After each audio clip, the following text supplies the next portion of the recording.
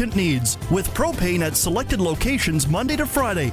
And don't forget, their Cardlock location is accessible 24 hours for your convenience. B&A Petroleum. Fuel you once, fuel you forever. The ball is snapped. He scans the field. He's going deep. What a play! Rider fans, make your own great play by going to riders5050.ca. You can now buy tickets for every Rider game, home or away. You can also sign up for the 50/50 Club and never miss a draw, including the weekly loyalty and early bird prizes. All proceeds support amateur football in Saskatchewan, equipping the heartland, and just maybe score a big win.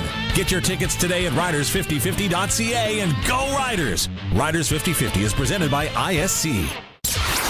Broadcasting from Century Studios in downtown Regina, Harvard Media presents The Sportscage, where Saskatchewan comes to talk local sports. Brought to you by Regina Motor Products, proudly serving Saskatchewan for over 70 years. Visit rnpchevrolet.com today. Be part of the show. Call 1-866-767-0620 or text 306-936-6262. The Sportscage. Streaming at sportscage.com, our YouTube channel, and on the radio at 620 CKRM. And Sportscage is brought to you by Regina Motor Products. A great deal on tires, a fabulous lineup of GM vehicles. This is Don Hewitt filling in for Barney this Wednesday on Sportscage. Barney will be back Thursday and game day Friday. Joining me in studio is the voice of the Saskatchewan Roughriders, Dave Thomas. He's going to be coming along at 3:30, as well as joining us live at the moment to go over everything that's new with Riderland. We're going to start the show with Farhan Ladji. He's in Boston. He's probably eating a hot dog at Fenway Park right now. We'll check with Farhan shortly. But very happy to have Farhan joining us from Boston. As I said, Dave's at 3:30. At 4 o'clock, Regina born and bred NHL referee Brad Watson joins us from Denver, Colorado. What a career Brad Watson had. He wore 23 and he worked in the NHL for 23 years. And lots to talk to Brad about. At 4:30, Brendan McGuire is going to come on in and talk about George Cortez, who a lot of people thought was an offensive genius when he coached in the CFL. He had 2 stops in Saskatchewan. We're going to talk about why scoring isn't higher in the CFL. At 5:05, we have the analytics guru Keith Willoughby from the University of Saskatchewan, the Dean of Business. Very smart with numbers, unlike myself, Dave. But he's got some crazy stats. He's got some really cool stats that he's going to talk to us about at 5 o'clock. And Dave, welcome to the Sports Cage. You've got a nice little tan. You've been outside a lot. I've been outside. I was on the turf today when it was 43 degrees at field level. So, yeah, I've been out a little bit. But there is some good news from Riderville, but it's not great news. We'll get to that coming up at about 3:30 when it pertains to this week's lineup against the Calgary Stampeders. Well, speaking of the turf, it just, the heat just bounces off of it. But the good news is in 2028, from what I understand, the Riders will have new turf at Mosaic Stadium. It's in the 2027 city budget. So I'm hoping when you're out in the field, Dave, in 2028, the reflection won't be as bad. They've improved the technology. You won't get so hot. There you go. Well, it's amazing that turf would have lasted 12 years then, right? So there you go. Yes, which is 2 years longer than normal. They apparently feel that it's good for 10. Okay. But it's very expensive too, so we'll forgive the city for not going or going 12 instead of 10. Now, weird stat. The Roughriders haven't beaten Calgary at Mosaic Stadium since 2018. I would never have expected that. No, and it's one of those things, even as poor a year as you would think that the Calgary Stampeders had, which led to all of their offseason changes, they did win here last year, right? It was the final regular season game of the year. So there's a lot of people that put an asterisk beside that, but a win is still a win is still a win.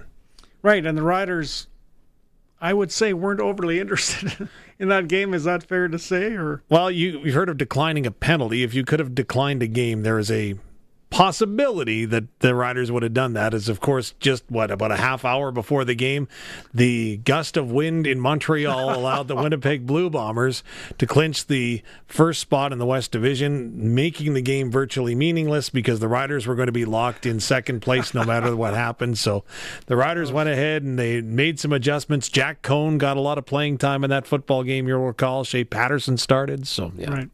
Now, that gust of wind, what a memory that is. That was so bizarre. I don't know if you're a religious man, and I don't know if God cares about football, but was it an act of God back then? I mean, it was so strange. Well, if you do, you know that he's a Blue Bomber fan. We'll tell you that right now. Yeah. Because that was something that you'll never see again for sure. Well, Farhan, I think, is on deck. I mean, we're going to find him at some point. He's somewhere in Boston. I hope he hasn't forgotten that he's doing Sportscage. But why don't we get to the Roughriders right now, Dave? And you can sort of bring us up to date. And you've got a lot of interview clips that the fans will be very interested in listening to. Well, let's get to what happened today at Saskatchewan Roughrider practice. What happened was that they held a closed practice. So we will get to all of the details with what happened as far as the players that were on the field. It was funny because there's different techniques that can be used because the team will be wearing their obsidian green jerseys this weekend, right? So one of the techniques to find a player's status and probability of playing is whether or not they're wearing the obsidian helmet, which has got the dark face mask, right? Brilliant. So you would think, oh, that's a great sign. But then all of a sudden on day one, of course, we've got Deshaun Johnson who goes ahead and, he decides he's going to take it off. So he doesn't like that. So we're like, well, what does that mean? Is he? No, he's not injured. Just didn't want to wear it on day one. So going by that, we're judging that as well. What the other thing that you can do, and again, this is kind of giving away a trade secret, but I was told that when you have a dark on dark jersey, it's sometimes hard to see the numbers, correct? Number one, don't get me wrong. The obsidian jerseys, I love. They're my favorite jersey the Riders wear all season. But the other thing you can do with a dark on dark, say in BC's case, is that you start to memorize the cleats and the type of cleat that the players are wearing. So then you can spot them. So what you look to do is see who is wearing dark cleats, because that could be a giveaway, right? So if you want to know, on the defensive line, none of the players are wearing dark cleats right now. In the linebacking core, only one player was not wearing the dark cleats, and that was CJ Rivas. He was wearing the white cleats. In the secondary, everybody was wearing white cleats except for Roland Milligan Jr., so there's a pretty good sign that he'll probably start on Friday. Okay, well, that is some reporting tips for any youngsters I want to get into the reporting business. Well, see, everything works well.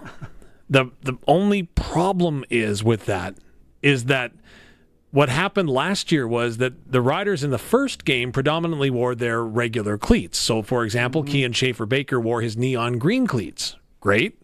Well, unfortunately for the Riders, or the broadcaster of the Riders, is that in game 2 they liked the look of the dark cleats so much that everybody changed into the dark cleats. So that whole went out the window. Well, what's amazing is that at the AGM, they announced the amount of money that they earned through these new jerseys and helmets and uniforms. It was astronomical, like they hit the jackpot. $6 million. $6 million. Isn't that something? And yet when I saw them, I thought, well, one thing that I thought was really cool was they were the closest green to black. Yeah. I thought that was such a unique concept. I loved the helmets, but I don't see the numbers as well. But you've got tricks about that, which tricks. I don't. There's tricks. Anyway, let's see if we can get Farhan on board and take a quick break. Sportscage continues in just a moment. It's time to get the inside story. Rider Nation lives on 620 CKRM. I'm Dave Thomas, voice of the Saskatchewan Roughriders. Friday is game day as the Riders take on the Calgary Stampeders. Countdown to kickoff with Justin Duncan, Tegan Whitco's at 4. The pregame show's at 6. And kickoff with Luke Mullender and I is at 7. Saskatchewan Roughrider football on the Cooperators Rider Broadcast Network is brought to you by Salford Equipment, Western Ag Professional Agronomy, and the Saskatchewan NDP Caucus. Stream every moment of Rider football at sportscage.com. So, how big is yours? 5 inches. That's about average. How'd you like 6 inches? 6 inches? 6 inches? That would be a big improvement. A 6-inch package from Prairie 6-inch eaves trough is made specifically for your farm building. 6-inch eaves troughs are more durable and efficient during storms. They're family owned and operated, so you'll get an honest installation at a fair price. Prairie 6-inch eaves trough, your farm shop specialist. Call 570-6415. Ag in Motion is right around the corner.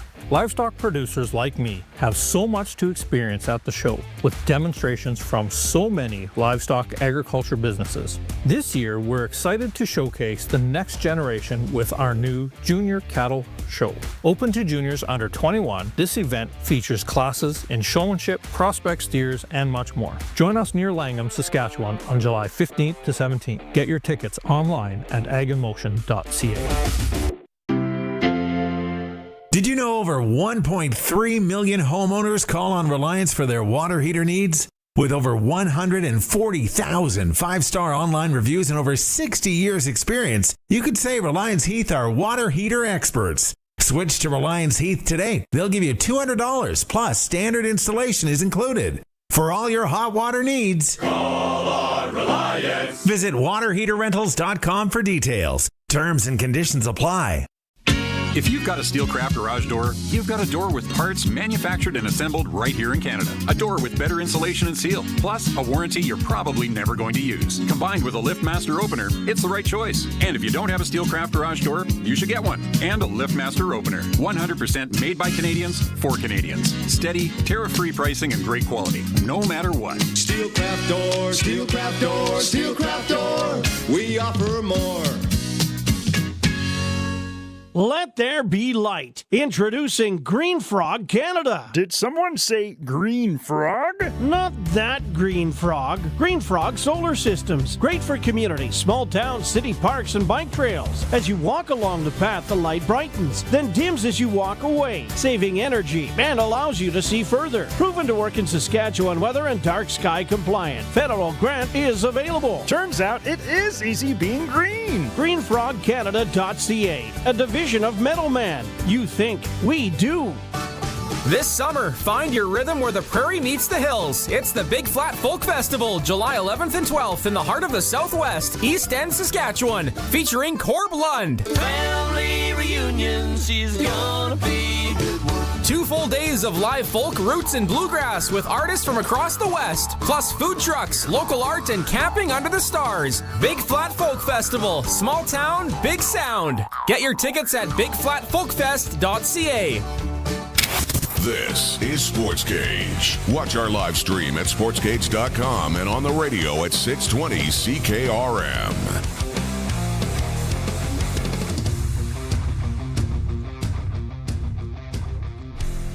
And we're back with the Sportscage. I just got a text, Dave, from Mark Stephen. Voice of the Calgary Stampeders. That's right. Should be 30, but because of COVID, he's only been doing it 29. And his first question, to show you what the opposition thinks of Samuel Emelis, his first question to me just now via text was, is Samuel Emelis playing? And I said, Dave earlier just said no. He likely would not be playing on Friday. That's Stampeders want to know. That's the gist of it. The Riders just did officially release their injury report for the day, ruling him out. It was going to be a decision after practice today, as they were going to have a conversation with the medical staff and as well as Samuel, see how he felt after practice today. So obviously I would think that he's not a go, as they've ruled him out. Also, Tavon Campbell was the other question mark, right? So I don't know, nicked up seems the wrong word, but he sustained a groin injury after making the 90-plus yard return against BC a couple of weeks ago. It hasn't recovered to the point that's allowed him to get back out onto the field, so I would doubt that he is going to be back in the lineup, as it'll be tough for him to go. So it's going to make an interesting roster for the Saskatchewan Roughriders that they're going to put together when they have to juggle not only healthy bodies, but also the ratio now, when you consider that they're going to be taking Travion Tate out. He's been ruled out. Right. So you put Zach Fry in, who's a Canadian, so a Canadian goes in for American. Thomas Bertrand-Houdon, who hasn't practiced all week, would likely come out, meaning that Kadeem Carey would likely be the backup that you go with there. So into the defensive side, now again, you start doing the count, right? So you've got 2 receivers that are Canadian. You've got 3 offensive linemen. You've got linebacker A.J. Allen, who's been terrific. Then you've got Nelson Lacombo. So there's your 7 starters. So Antoine Brooks Jr., who got that interception against BC late and then jumped into the crowd, you would think that the way he's been practicing in Tavon Campbell's spot this week, that he'll likely get the start there. So it looks like the ratio falls into place, and that's where it looks like things are going to settle down once we see the official roster come out tomorrow for Friday's game. Well, it's interesting when Tavon Campbell had the pick 6, he looked like he was jogging. He's so fast. That's the sign of a former track star. Oh, yeah. He's so fast. He was flying down the field, but it looked effortless. The one thing that he said post-game to us, which I thought was really inspirational, is the fact that, I saw that the quarterback, Masoli, may have had an angle on me, so I thought I'd turn it on. So after sprinting for 50 yards, pretty interesting that all of a sudden he could turn it into a higher gear, right? So I'm like, okay, good for you. Yeah, it's a sign of strong legs. Yeah. When I played hockey, I didn't play too much football other than touch. I was very choppy. My head went up and down and up. Yeah. That's a sign of weak legs. Okay. Versus Tavon Campbell with strong legs. See, I was told it was more core conditioning, your head level. Oh, that too. It raised or not. You saying you didn't have a core? What the heck? Yeah, I just had 2 legs and a head. That was it. Anyway, we're efforting to get now Brad Watson on the line. Of course, the pride of Regina, Saskatchewan, 23 years as a National Hockey League referee. And we're looking forward to talking to Brad because I remember going skating with Brad Watson. He probably won't remember this. Probably 45 years ago, he and I just went to a rink. I think it was at Glencairn. Okay. And I thought, I'll just skate circles around this dude. We were both young. And he skated circles around me easily. He was lapping me every 20 seconds. And I thought, man, can this guy skate? And it certainly paid off. Wow. Because he was a great skater. And you forget, with the speed of the NHL, for example, how fast the officials have to be. Mm-hmm. Like, they have to really skate. Oh, yeah. Absolutely. That's just one of the many things they have to do. Positioning. Like, there are so many things that go through the mind of an official. I took the officiating course just because. I thought it would make me a better coach if I knew what the rules actually were. Right. Go figure. But it's amazing the things that the officials do and the work that goes into their craft. So it is definitely something very, very cool when you get behind the scenes and understand what exactly that job entails, aside from the 20,000 or 25,000 that are judging the job on the spot, if you know what I mean. Right. And, officiating is such a, what would be the word for it, thankless job, because we all get upset sometimes with officials, but we forget sometimes that they're doing their best and that some are better than others. Yeah, that's and right. That upsets us, but they're still doing their best. They're nice people. What really bugs me is in minor hockey, if you see like a 12-year-old kid refereeing some real little guys and the parents yell at them. Yeah. Mm-hmm. That is the most pathetic thing Absolutely. I've ever seen. And Brad Watson now joins us on the line from beautiful Denver, Colorado. And Brad, you were handsome when you're... Can you hear me there, Brad? Testing, 1, 2, 3. You got me? Yeah, you got me? I can hear you. Can okay, you hear me? and yes, we can. We're all good, I think. Well, my earbud, it kind of went to talking some commercial in Saskatchewan. Well, Brad, I can say this. You were a handsome man when you left Saskatchewan, and you still are. Oh, I can hear you now. Can you hear me? Yes. Okay, great. Okay, well, you didn't hear me when I called you handsome then. You're a handsome man when you left Saskatchewan, and you still are. No, I'm old. No, you don't look it at all.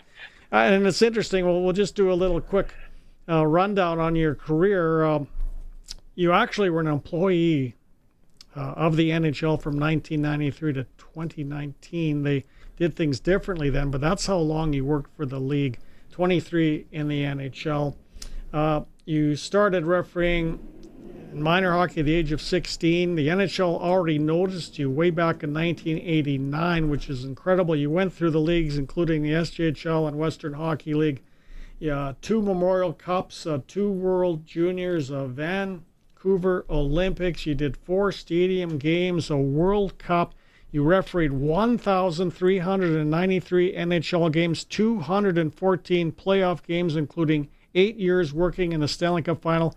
Only the best referees play, or rather work in the Stanley Cup final. I mean, you've got to have so many memories from the first game that you refereed, Ottawa at Pittsburgh and March 7th, 1996, Chicago at Denver, which you picked March 23rd, 2019. But of all the things that you've seen and done over those years, Brad, does anything in particular sort of come to the top of your memory that sticks out? I mean, it's a long time I worked, and to sit there, it was great though. But I think what I got the most out of it was the guys I worked with, and just the bond you make with your teammates, because that's our team on the ice. Whether it was in the Western Hockey League, Sask Junior, or in the NHL, and I got to work with fellow Regina guys, Mick Magoo. Mick and I worked a lot in the Sask. He brought me and let me work some Sask Junior with him, and then we worked in the Western League together. And Mike Hasenfratz, and we worked a lot on the lines in Saskatchewan before coming referees, and those type of bonds are they take you back to your grassroots, and they're special, and especially with both of them having passed, it's even more special. But that type of bonds, and Saskatchewan, Brad Howard was a big part of my career in Saskatchewan, Dennis Pottage, and Robbie Fair, and then every level you go to in any sport or business, you have mentors and people that usually show you the ropes, and you can't replace experience. That's how I remember making my playoffs. I got hired in '99, and I made the playoffs that year, and because we went to the 4-man system, and so they had to take 2 guys, and I got to work with Dan Marawelli for a couple of years, 3 actually, and just the experience he had, and he showed me how to kind of control a game a little differently, having a little bite, because it's all about communication, and it was so it's just those different people along the way that you go through all these experiences, and it's funny. I worked 20 full-time years in the NHL, and you go back, and I was trying to think, this afternoon, kind of going over some things that have happened in my career, and it's funny that officials, you remember your bad calls way more than you remember your good calls. Is that right? Like I remember, it's kind of a crazy thing, because I remember being in Anaheim, and Detroit's playing there, and there's 1 minute and 9 seconds left, and Hossa scores, the puck scooted through the goalie, and I didn't see it, and I'm blowing it, and I had to disallow the goal, and they lost 2-1, and I thought it was the end of the world for me, but you just got to suck it up and go back out there and do your best, and kind of we're not going to be perfect, but it's a really interesting job. It's really gratifying. And after, like it said, I retired there.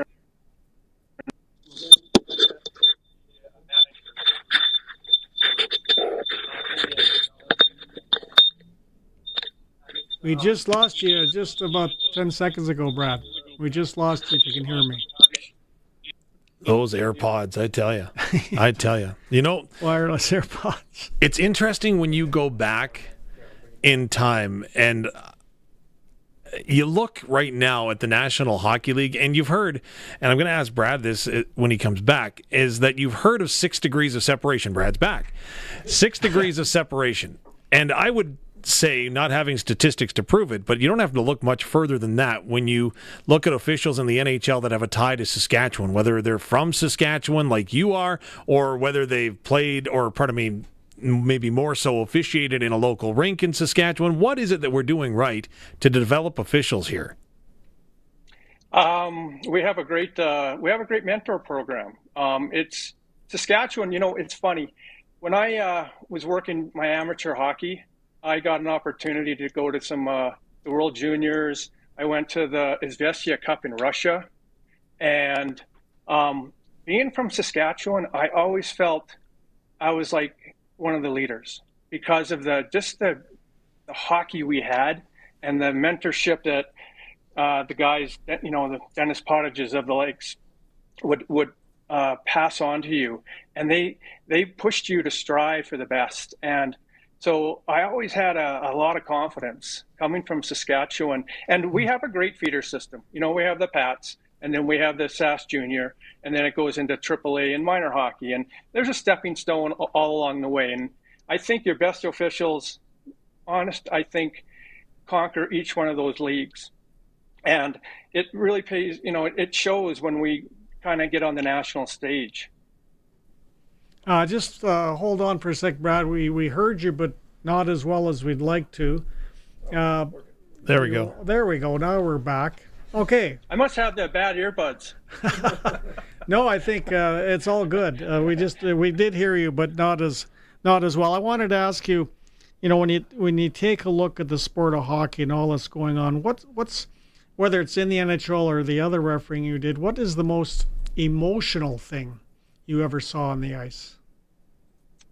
Well, I think personally, I think from a staff. I was working for Brad Morningate in 1987, and I was a linesman in that game,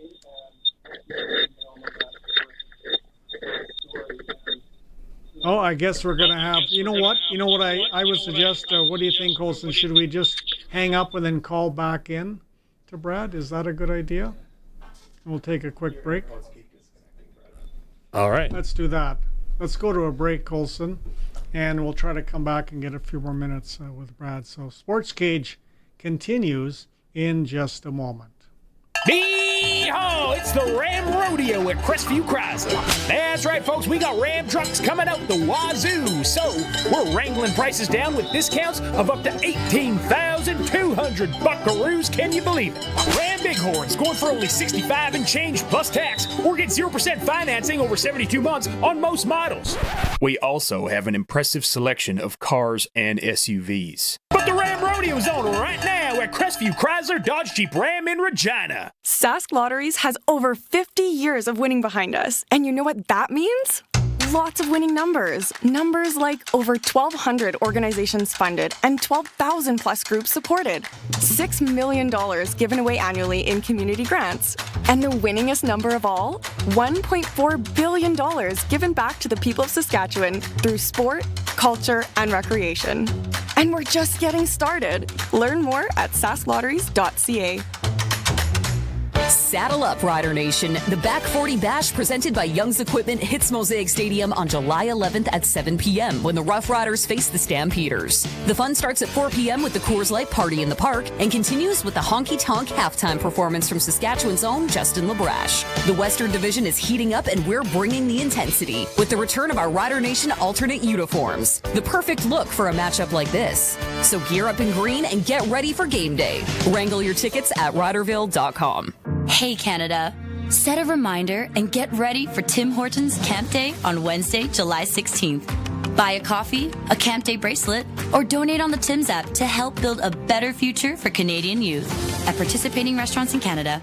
Howdy, Wood Country Woody again. You and me ain't so different. We both love to sit on a sunny deck with a cool beverage instead of sanding the thing all the time. And when I heard TimberTech composite decking material is super low maintenance, well, that sold me right there. They didn't even need to mention that it features a sweet little hidden fastener system or that they also have the treated lumber that goes underneath. It's easy, it's pretty, it's TimberTech from Wood Country. Your home is your castle. In McLean, Estevan, and Tisdale, wood-country.com.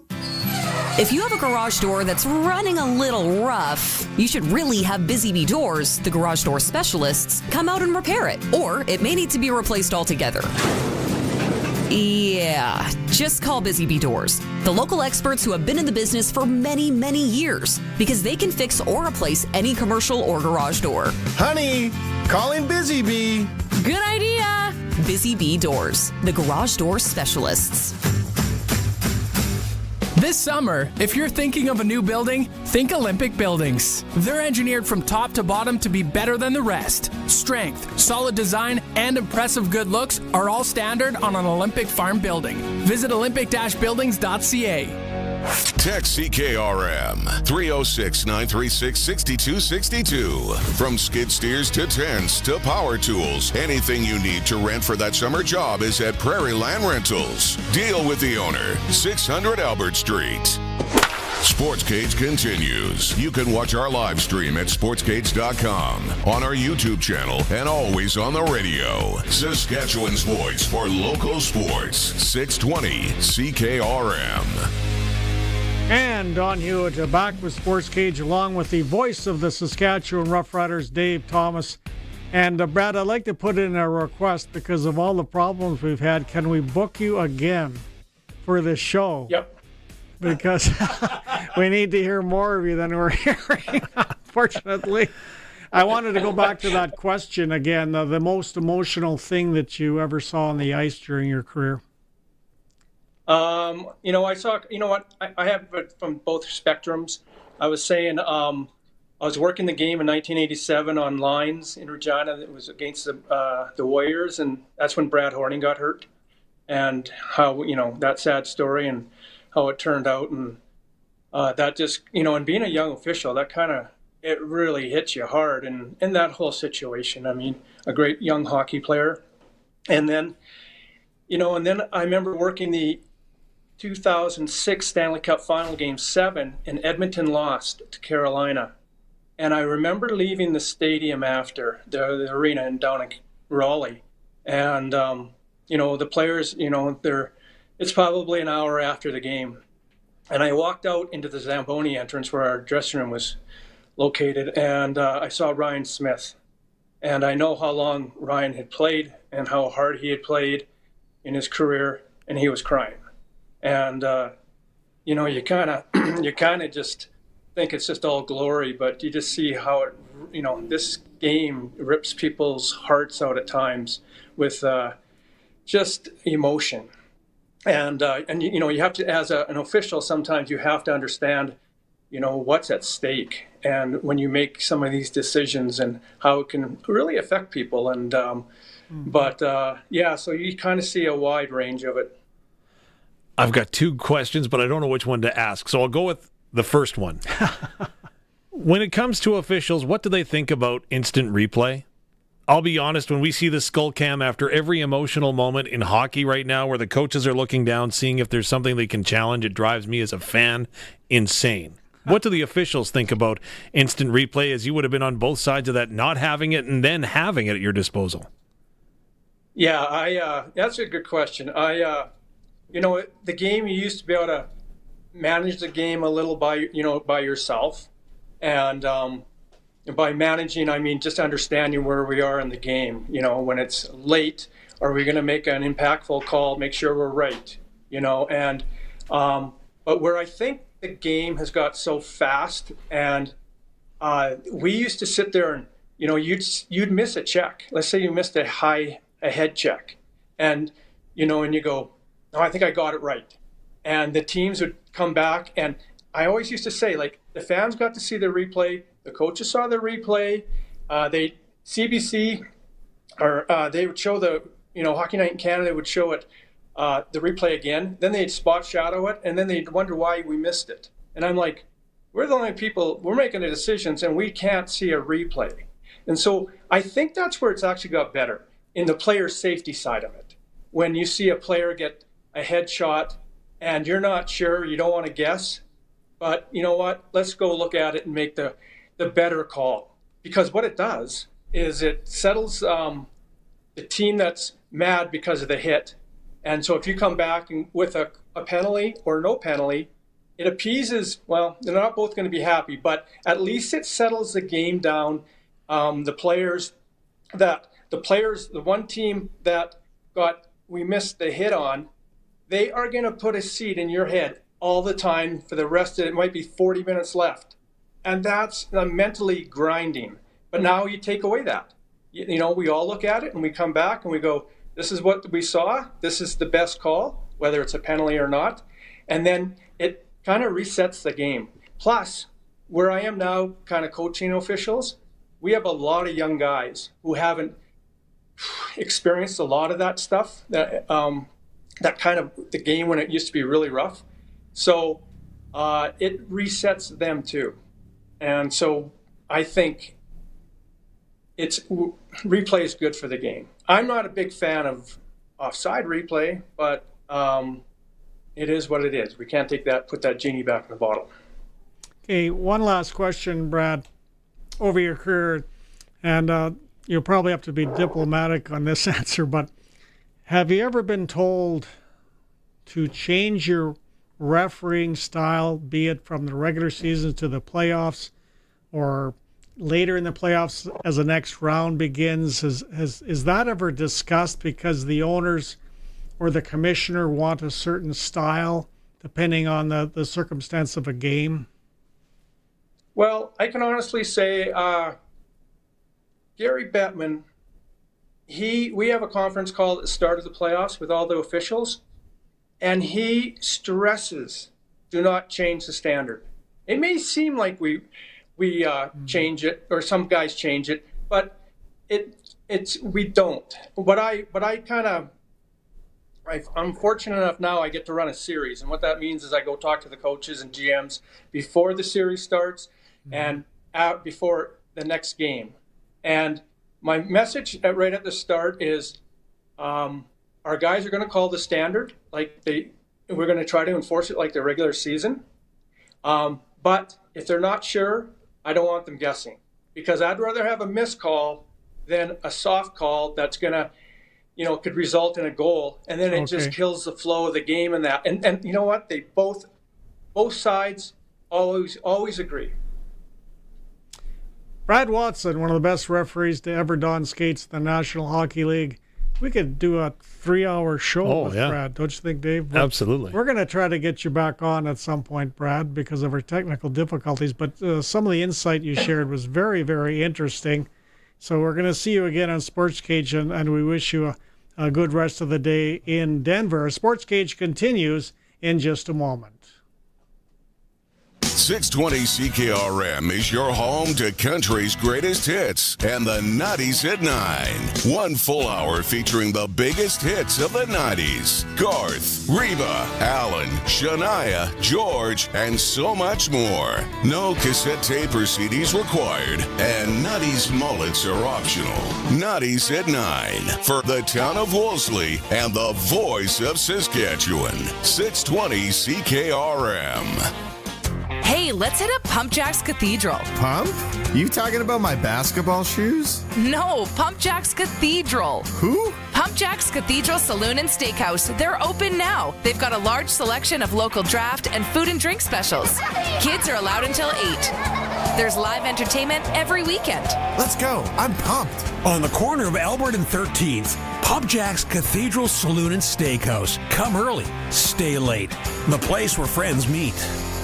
A rolling stone gathers no moss? What a weird saying! Does it gather moss if it's not rolling? So many questions, but what I don't question is where I get my tires. When your vehicle needs the right tires, see your local Cooper tire dealer. Your local Cooper tire dealer carries Cooper Pro Control tires. They're designed to wear evenly for crisp handling and engineered to take on water while maintaining grip. Ask your local Cooper tire dealer about Cooper Pro Control tires today. They'll keep you rolling.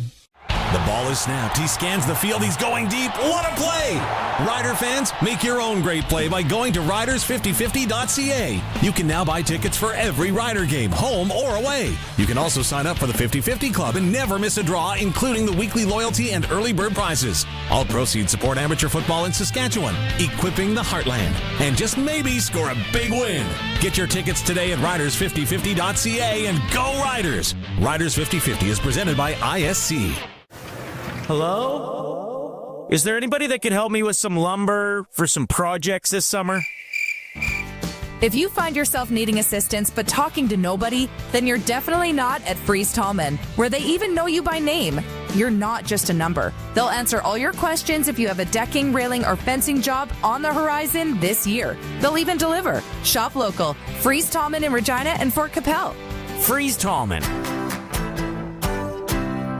Let's get you building.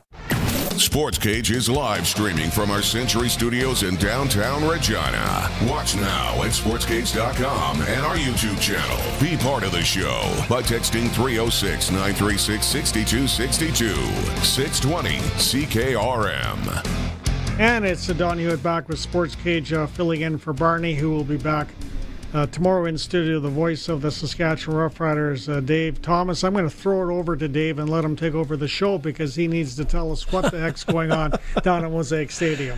I need to answer questions. My phone is blowing up. Dave, talk about the Riders. So if you've got a question that you want, how about if can we throw the numbers out there? 306-936-6262. Call or text, and then I'll try to answer your question if you've got a question. But let's run down this matchup, okay? Saskatchewan Roughriders are 4-0. Calgary is 3-1. First meeting of the two teams this season at Mosaic Stadium coming up on Friday night. Today's practice was a closed practice, meaning that nobody gets a chance to see it until it's completed. And as I was mentioning earlier, we try to use all the visual cues that we can to try to figure out who was participating and who wasn't. We did see that Samuel Amelis had worked up a sweat today.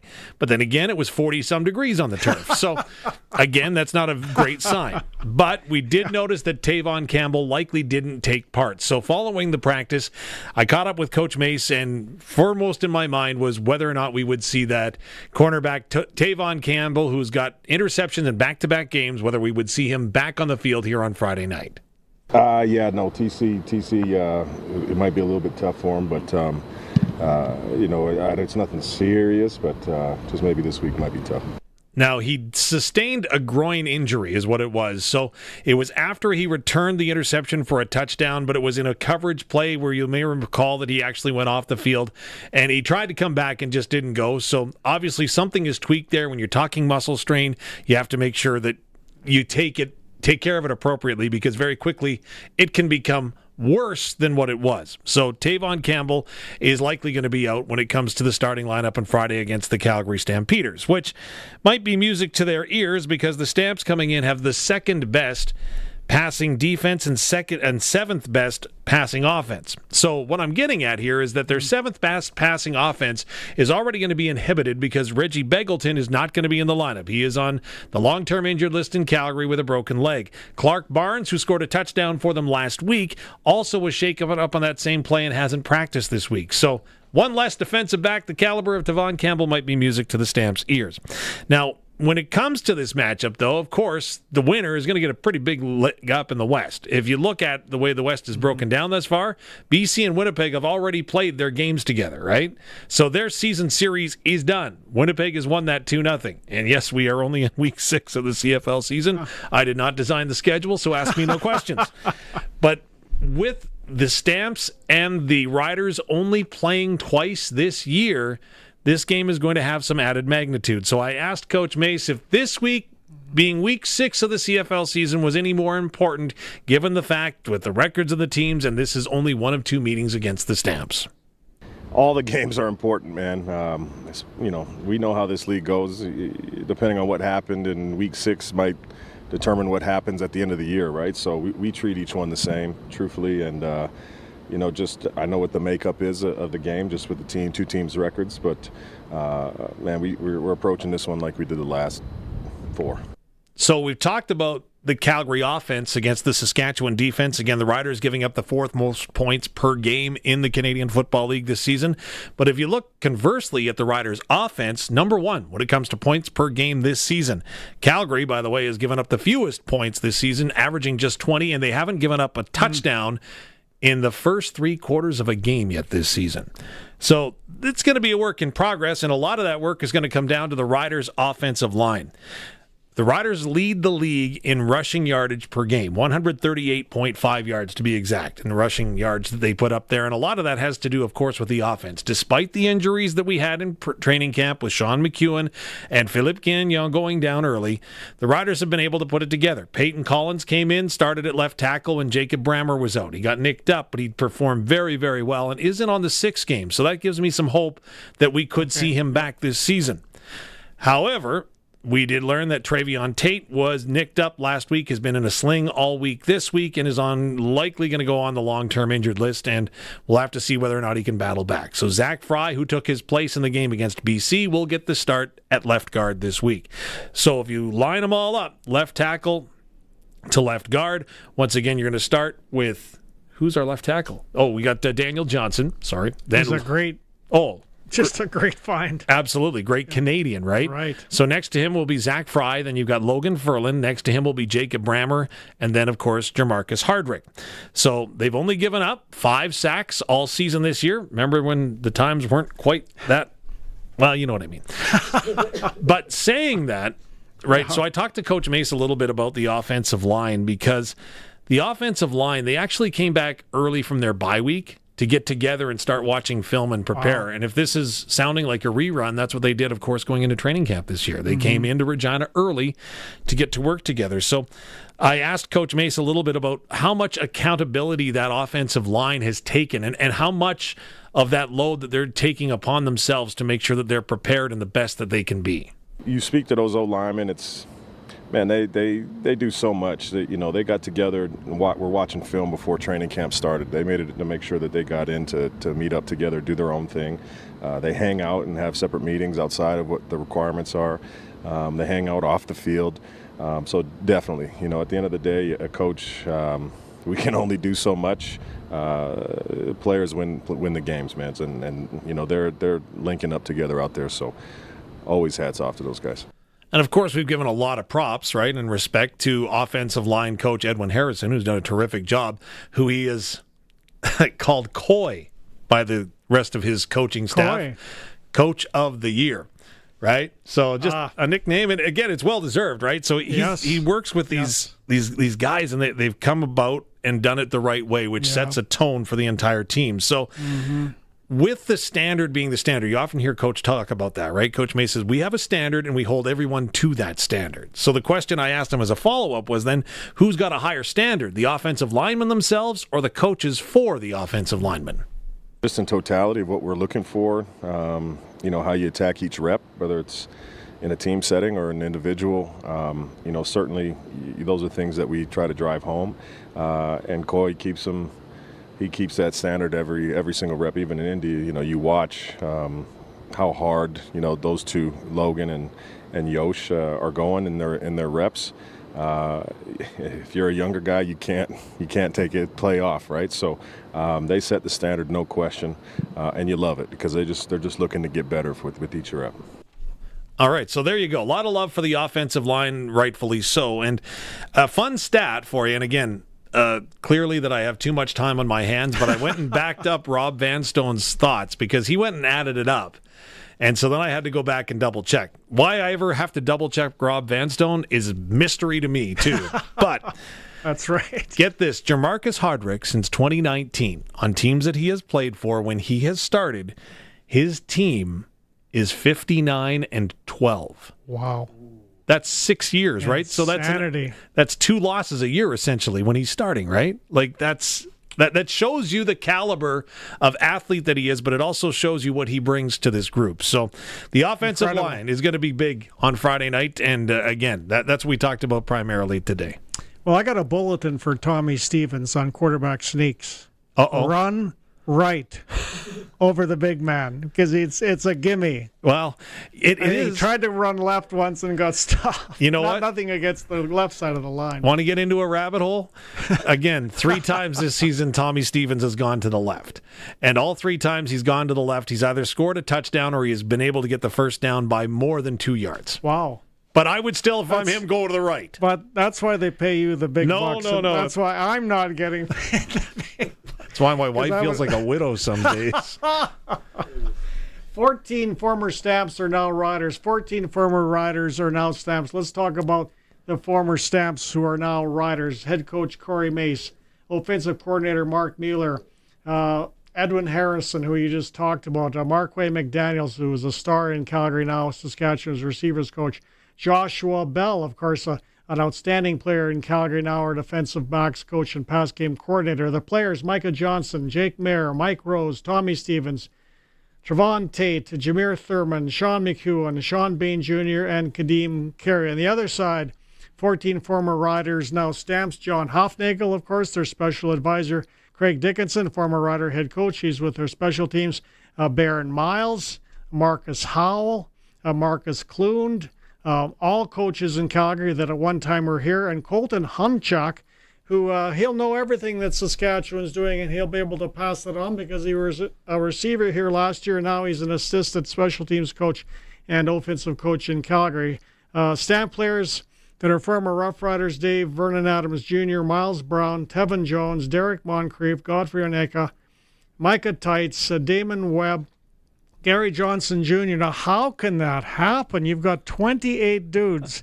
And if you think about, you always want to beat the former team you played for. Oh, yeah. This should be a nasty affair. They're playing, Absolutely. like all these guys that want to beat their former team. The two guys from Calgary that I've identified as the ones to watch, and I don't know if Luke Mullender is going to agree with me or not, but Miles Brown, sensational defensive tackle. He played so well here last year, and I've liked what I've seen from him in Calgary this year. He's taken on a lot of double teams, which kind of is interesting and speaks to the caliber of player he is. But how about Derek Moncrief? There was a lot of people that wrote him off, right? Yep. And pick 6 last week. Looks like he's flying all over the field. Like he looks like he is totally in tune with himself and the playbook that they put in front of him. So, and he looks lighter. He looks faster. Yeah. And so at the end of the day, he just doesn't wash cars. No. With his family's car wash business, he can still play football. What did you think of the fact that really they swapped defensive tackles? It was almost like a trade with Mike Rose coming here and Brown going to Calgary, and they're really not similar at all as defensive tackles. You got a Plugger in Brown. You got Mike Rose, who's lighter but faster. He can even make tackles outside of the box. So what did you think of that swap? You can never teach experience, right? And so that's what Mike Rose brought in with him. And I would suggest, and he will be the first one to deny this, but I thought that he had a bit of a chip on his shoulder when he came in. And just having an opportunity to talk to him and listen to him and then hear Luke describe the film that he sees and watches on him, the intelligence that he's got for the game is really, really exemplary. And again, Mike Rose didn't want to really go down the rabbit hole of talking about the Calgary Stampeders this week, but he's ready to do the talking, of course, with his shoulder pads come game time on Friday. Yeah, I'm sure he is. And you've helped keep us out of rabbit holes so far in the show, Dave. And you know what? I think it's time for the ticker. It's time for the Sports Ticker, brought to you by Reliance Heath Water Heater Rentals. For all your hot water needs, call on Reliance Heath today. Let's take a look at the WCBL scoreboard. We've got, in terms of locally, the Red Sox are in Moose Jaw tonight to play the Miller Express. That should be a good one. First pitch at 7:05 at Rosswells Park.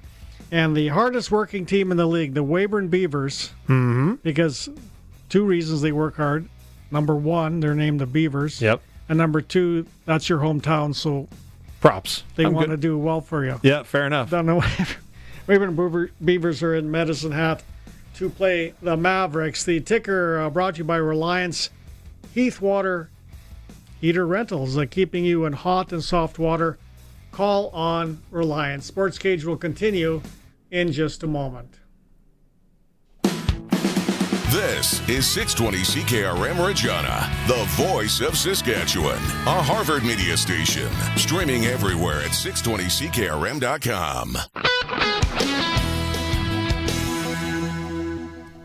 It's 4 o'clock. Good afternoon. I'm Corey Atkinson from the SaskToday.ca newsroom with your 620 CKRM News. A suspicious death in Regina is now confirmed as a homicide. Police were called yesterday just after 1 p.m. to the 2200 block of Lindsay Street after reports of an injured man being struck by a vehicle. Officers and paramedics tried to save him, but the 38-year-old victim died at the scene. Investigators secured the area and called in major crimes and forensic teams. Alexandra Crow, age 36, now faces second-degree murder and probation breach charges. Police in Saskatchewan are on the lookout for a 39-year-old man after he broke out of jail. RCMP say Michael Landry was part of a crew during highway work north of Saskatoon when he stole a van and sped away. The inmate from the Saskatoon Provincial Correctional Centre is now charged with 1 count each of escaping lawful custody and vehicle theft. A photo of Landry is available online, and anyone who sees him is to contact police or Crime Stoppers. The government of Saskatchewan is expanding its targeted mineral exploration incentive to help grow the mining sector. The program, launched in 2018, gives grants to companies doing early-stage drilling. It now includes more activities like ground surveys and core logging, making it easier for small companies to raise money. Energy Minister Colleen Young says the changes will help meet the province's goal to boost mineral spending and double critical mineral production by 2030, supporting jobs and new discoveries. The Manitoba government says it is not going ahead with planned changes to a highway intersection where 17 people died in a bus crash 2 years ago. A petition signed by 2,100 people argued against current proposals to improve the roadway, so the government says it will not explore other options. Carberry Mayor Ray Muirhead says he would prefer to see an overpass. It's one of these things that if you're going to do it right the first time. It may cost money, but I pretty much guarantee it's not going to get cheaper as time goes by. The R-cut design proposed by the province restricts left turns in 2 directions and is aimed at having fewer points of conflict between vehicles heading in different directions. An expert on political extremism says the Canadian military needs to strengthen its screening practices to weed out racist and anti-government elements within the Canadian Armed Forces. University of Alberta professor Andy Knight says the Quebec Service members hit with terrorism charges yesterday over an alleged anti-government plot shows the military isn't doing a very good job at screening during recruitment. Some of the charges that are being laid to on these individuals, they were using Instagram accounts to try to recruit new members into their violent extremist activity. So this kind of thing could fester over time. That's one of the reasons why the government needs to shut it down as soon as possible. I mean, the Department of National Defense has a responsibility here. 2 active members of the Canadian Armed Forces are among 4 arrested and charged for allegedly trying to form an anti-government militia and seize land.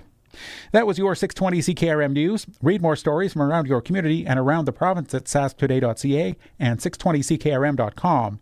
Your weather is next. Busy week at 2sauctioneers.ca in Indian Head. We have the off-site Delorme Estate Auction in St. Victor closing on Monday. That includes a Bobcat, side-by-side, garden tractors, furniture, and more. Then on Tuesday the 15th, we got a huge sale of glassware, collectible, sports cards, and a huge record collection from one guy. Some very odd and unusual ones in there. Easy to register, easy to bid, and it's all here on display at our location in Indian Head. Come check it out. 2sauctioneers.ca, online auction house in Indian Head. Sometimes you need the kids, the cousins, and the neighbors to pitch in and get her done. That's just one of the beautiful things about farming. When you need more help, it's there. It's why Municipal Hail Insurance offers 3 tiers of stackable insurance, including AMHI, spot loss hail insurance sold at cost. Buy it alone or in addition to SMHI or PMHI. Want a higher indemnity limit? Call us today. Municipal Hail Insurance. We've got you covered. Purchase AMHI by August 1st. Precision Weather brought to you by Linex Regina. Serious protection. Killer looks. 1865 McCarra Street. Precision Weather, and it's a hot one. A high today of 32 degrees, and the normal is only 25. Low chance of precipitation at 10%. The good news is, for Kickoff Friday, it should be a beautiful evening. When you want the best for your truck, you want Line-X. Your truck has withstood the harshest elements Saskatchewan has thrown at it. Rocks, gravel, rain, sleet, and snow, and left with no chips, no rust. Line-X protective coating keeps your truck's bed liners, rocker panels, and bumpers looking like brand new. Don't settle for Brand X. Go with Line-X. It's serious protection. Come see why everybody loves taking their truck to Line-X Regina for their rocker panels, bumpers, and more. Line-X. Make your truck complete. 1865 McCarra Street. Last Mountain Distillery knows that when you're shopping for weekend supplies this summer, that it's best to support local. In Lumsden, you can sample anything before you buy, including their Baldur's Whiskey and entire product lineup. Plus, their knowledgeable staff can answer any questions you might have. Want to add to the experience? Take a newly enhanced tour and tasting, or book your next private event at lastmountaindistillery.com. Last Mountain Distillery, the original local distillery. Broadcasting from Century Studios in downtown Regina, Harvard Media presents The Sports Cage, where Saskatchewan comes to talk local sports. Brought to you by Regina Motor Products, proudly serving Saskatchewan for over 70 years. Visit rnpchevrolet.com today. Be part of the show. Call 1-866-767-0620 or text 306-936-6262. The Sports Cage. Streaming at sportscage.com, our YouTube channel, and on the radio at 620 CKRM. And back with Sports Cage, brought to you by Regina Motor Products. I'm here, Don Hewitt, filling in for Barney, along with the voice of the Saskatchewan Roughriders, Dave Thomas. I just received a text that said, sorry, Don, but enough of your blabber. I want to hear Dave talk about the Roughriders. I listen to the customers. I listen to the viewers. I listen to the listeners. I throw to you, Dave. Oh, wow. Well, there you go. Well, how about if I bring you the breaking news from the Canadian Football League today? Okay. Remember that little well, it was an animated, no, it was more than an animated conversation between BC and Montreal at the end of that football game, right? Yes. So the Canadian Football League has come down on the two teams today, announcing that BC defensive lineman Kamoko Toure has been suspended for a game, which is a big thing, right? Suspension is really rare, if you will, in the Canadian Football League. So going to suspend him, and I'll read this verbatim. It says, has been suspended for one game for committing a non-football act inciting a post-game altercation. Montreal defensive linemen Isaac Adiamio Berglund and MJ Sherman have been fined for committing a non-football act engaging in a post-game altercation, while Montreal offensive lineman Pierre Olivier Lestage has been fined for making inappropriate contact with a TSN camera operator. In addition, Commissioner Stuart Johnston has said non-football acts negatively impact the reputation and professional standing of the CFL, and they will not be tolerated. These actions do not reflect the values of our league. The post-game altercation in Montreal became an unnecessary focal point, taking away from an incredibly entertaining game won on the final play. And what was scary, I mean, these guys are big dudes. Mm-hmm. I mean, if they ever connected without a helmet on to the person that's being punched at, they're knocked out. I mean, these are like heavyweight boxers in terms of size and strength. What I don't understand, and somebody way smarter than me knows this answer, and so I apologize that I don't, but remember in the old days, like the benches used to be on opposite sidelines and you exit the opposite ends of the field, if you will? Like, in BC, that used to be the case until a couple of years ago, and then they moved the benches both onto the one side. Now, I'm not sure if that's for ad board visibility on the backside or what, but maybe to compound things in BC and Vancouver, both teams exit not only at the same field, through the same tunnel. One team turns left and one team turns right. If you go to McMahon Stadium, the benches are still on opposite sidelines. Same deal with Edmonton, same here in Saskatchewan and in Winnipeg. Hamilton, though, again, you're in a situation where the bench is on the same sideline. However, the teams have to go to opposite ends to get off the field. In Toronto, it's again a same deal, same side, but the one team exits. The Argos go to the far side. The Riders come to the near side. Yeah. In Ottawa, again, same side. And then the teams, again, they go their separate ways. And in Montreal, it's very much... I find Montreal very interesting because the teams are on the far sideline from where our vantage point is, but they kind of exit in a similar fashion on the far side of the field with doors that are very close to each other, which you could see in that skirmish last week. So. And they seem so squished in Montreal together. Anyway, I'm going to throw back to you. All right. Carry on here on the Riders. Well, we were talking offensive line today, so we had an opportunity, and I had the opportunity not only to talk about where we are at this point in time with Jamarcus Hardrick, and again, you recall that statistic, 59-12 when he's in the lineup. But not only to do that, but also to congratulate him. So here's the conversation we had when he came off the field. Game 5 of the season against the Calgary Stampeders on Friday night. You are 4-0. Are you happy with where you're at? Not happy at all. Happy to be on a great team, great organization. Definitely not happy that we're 4-0. Not satisfied, not happy at all. Excited to play with my teammates, excited to get better, excited to be out in front of the sea of green. Let's get better, let's play ball. You've approached a bye week before. Did you do it any differently knowing what you've known in the past and having an opportunity maybe to reflect on the first 4 games, or do you shut football off? No, I definitely I shed it off for a little bit, but I definitely have to get better. Especially some people may say I'm old, so I have to come in here and make sure I'm loose. Definitely, I'm always trying to find ways to get better. I can go back and watch film from my 2015, 2016. I'm always just trying to get better. It never stops. And I think we got the right group of guys in the O-line room. Leaning on Sean. Sean is back. Logan's in the room. We just have a great group, and guys want to get better. Like I love to send DJ clips. So like, hate to say it, but me back in my old days, and I send him like, this is what I did here. I want to get back to this, and me and him will come to practice and we'll work on it. So we're always trying to get better. 4-0, and I'm going to throw some more numbers at you. Your team leads the league when it comes to points scored per game. You lead the league in rushing yardage per game. You've only given up or giving up less than a sack per game. What do those numbers mean?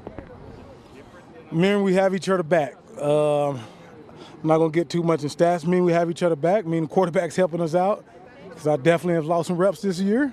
And I looked up and the ball was going on. I was like, is that a touchdown? But yeah, we're having fun. We're doing some good things. We definitely got a lot to clean up. Wow. Yeah, let's run the ball more. We had a very raw conversation up in Saskatoon at training camp. It is almost a year to the day since you were injured in Vancouver, and you talked about that process in getting back. When you look back at that year that's gone by, what comes to mind?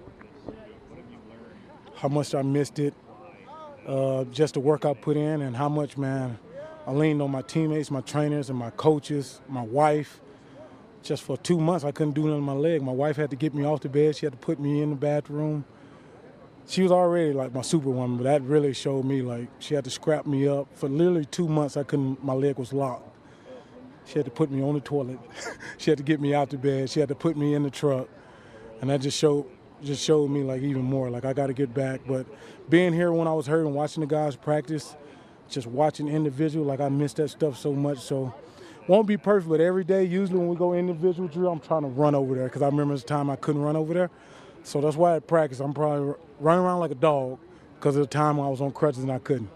So when you think back, there was obviously a mental hurdle to get over, right? Have you cleared that? Cleared the mental hurdle. Cleared that, and that was the hardest part. That was the hardest. I remember just telling myself, you can squat, but it wouldn't squat. Then somebody would push me down when I was at PT, and I was like, oh, I squatted. Then the next time I go up there, I still wouldn't even squat, and I was like, it was so much mental. So that was the hardest part. And I got so many people to thank. We ain't got time, but I got therapy, coaching, all. So it was a lot went into it. Okay, before I let you go, then I want to go back, if it's all right with you, to talk about your superhero. You and your wife, Sam, celebrated your 13th wedding anniversary. I did some research. If you're getting a traditional gift, it's lace for your wife on your anniversary and your 13th anniversary. I don't know if you want to tell us you got her lace, but if you want to give Rider Nation some pointers, what should you get your wife on a 13th anniversary? I just gave her a credit card. That's what I did. I gave her the credit card, told her to go have fun. Still didn't buy anything. That's my wife. Give her a couple $100. Say, hey, go have fun. I got the kids. She come back home with a coffee. That's my wife. Then she's everything I'm not. And we were completely opposite when we met. Now we're like one big happy. We're just one person together now. Well, congratulations on 13 years, and thanks for doing this. Thank you. So there you go. Jamarcus Hardrick, yes, hardworking guy. It's amazing the hill that he's had to climb to get back onto the field after an injury that occurred almost 1 year ago to the day in BC. One that you heard. He couldn't get up off the chair without his wife's help, and then they celebrate their 13th anniversary with her buying herself a coffee. So that sounds like our kind of anniversary. Yeah, but only a McDonald's coffee, not the real expensive stuff. Well, that's the question in our house, right? So it's our anniversary, so let's go for supper. We're going to stand up or sit down, right? So that's the question. Drive-through? Maybe. But yeah, so Jamarcus Hardrick, obviously, again, one to watch, and you can just hear. You could hear the little verb in his voice, right? The little vibration where, it's an emotional time. And as fans, right, we hear, okay, he's got a bicep injury. He's got, a leg injury or whatever. And we think in terms of weeks, and we often don't think about the terms that go with the rehab process and trying to get back. Like, for example, Sean Bain Jr. shaken up last year, right? And we see horrible leg injury, and that's kind of where our mind stops. We're not considering, okay, he might have to go under surgery. Then he's going to have to rehab all off season. And then he's still rehabbing to begin this season. The good news for Sean Bain Jr. fans, if you're following along and hadn't heard, he actually has been putting on a practice jersey. And he's done that for the last 2 weeks. So what that indicates is that he's getting closer. Now, he's not practicing or out on the field with the first-team offense, but he has been taking some scout team defense reps. So he's getting closer. And then you think about it, it was such a dirty hit that he suffered from that Ottawa defensive back. It was filthy hit, and it ain't right when that happened. Led to a rule change, right? The CFL that's a good point. Put the rule change in because of that hit, right? The receivers are protected down low and up high. Speaking of players that I don't think he needs protection, but he loves an escort, and that's Tommy Stevens, the quarterback for the Saskatchewan Roughriders. You like what he's done this year? 5 for 5 and 3rd and short? Love it. Is he one of he'd be near the top of the best free agents Jeremy O'Day signed, I would think. Well, would you agree, or that certainty is great to have, right? Like it can decide a ball game. Yeah, absolutely. No doubt about it. On 3rd and short, ask the Calgary Stampeders. They played in that monsoon, and the only time they've been stopped on 3rd down this season was in that monsoon, and they lost the game to Ottawa. So that's huge, and you can see even last week how that turned, right? And having that, and what did Jeremy O'Day say when he signed him? Well, I just want to see him running for us and not against us, right? Yeah. And look what happened to Calgary. That's a great point he made. Yeah, don't want him in Calgary. No. Especially now with 3-1 and 4-0. Oh, yeah, for sure. And you'd think, I would have thought that maybe there'd be some bitterness with Tommy Stevens, right? He left as a free agent. He wasn't like Jake Mayer. Jake Mayer, don't forget, the Rough Riders went out and traded for Jake and then were able to re-sign him. Right. But when it comes to Tommy Stevens, happy-go-lucky is the best way to express his mannerisms because he's got a job to do. He knows that. He studies that. You can see that. He throws the ball effectively and efficiently when he gets an opportunity, when he's out in the field. And again, he just genuinely loves football. And so I talked to him after practice, and while we thought about talking about coming up against Calgary, he pointed out what Mike Rose essentially said. There's really nobody there that I was playing with. Like, that's a totally different team. I want to focus where I'm at. So we focused our conversation on what he does best, which is running the short yardage unit. Tommy Stevens, 4-0 start as a Saskatchewan Roughrider. What was the bye week like for you? It was good. Needed rest for not only me but the rest of the team. Good to I guess kind of reset and I guess redial our focus and get back to work. Momentum, they say, doesn't carry over week to week, or does it? I think it does. I think that you can build continuity with the team and kind of get more comfortable within the system if you're a new guy. I mean, I think there's a lot of things that you could, I guess, say that work with week to week, but each week is its own entity, and you got to bring it every single week as far as your preparation and learn a new opponent and all that stuff. So a little give and take both, I'd say. Can you tell me how you approach a week? Because you've got a very important job, but also you could be thrown into the mix throwing the football in the next rep as well. How do you approach? Well, I think all three quarterbacks, all three quarterbacks that are active, be all four of us are all learning at the exact same. So we're all preparing the same way that Trevor does. And then whenever they install short yardage, all four guys are getting short yardage installed as well. So just each week trying to learn from not only Trev, but if Jake's in there, if Jack's in there, whatever. Just trying to learn from each other, and at the end of the day, trying to get better. Have you heard an ovation like you did last game against BC, not only when you're running 3rd down, but again late in the 4th quarter when you got the ball in your hands? It was pretty cool. I mean, it was still loud in there, and I just thought the fans really brought it, and it's been exciting to be here, to be part of the atmosphere that's in here in Mosaic, and I've been on the other side of it as well, so I'm glad that part of the good guys. Could you tell me what that anticipation was like? Because you could feel something in the air when you went into the ball game, especially late in that 4th quarter. Yeah, I mean, it was just kind of a quick thing that happened, and asked me if I could do it, and I was like, absolutely. I would love to get in there and run some plays and try to run this out, and I thought we did a pretty good job of it, so hopefully we can build off of it. Can you take me through, without giving away any trade secrets, what happens on a short yardage play? Like, I'm assuming there's footwork, there's obviously communication between you, the center, the rest of the offense. How do you prepare for that when you can't really rep it that much in practice? Yeah, I mean, there's only so much you can do in practice, but ultimate buy-in by the guys, being able to take what we draw in the meeting rooms into a real situation that you really don't get a real rep of, right? So it just kind of trust and know that we're gonna be physical first and foremost, and do what we can to execute the play.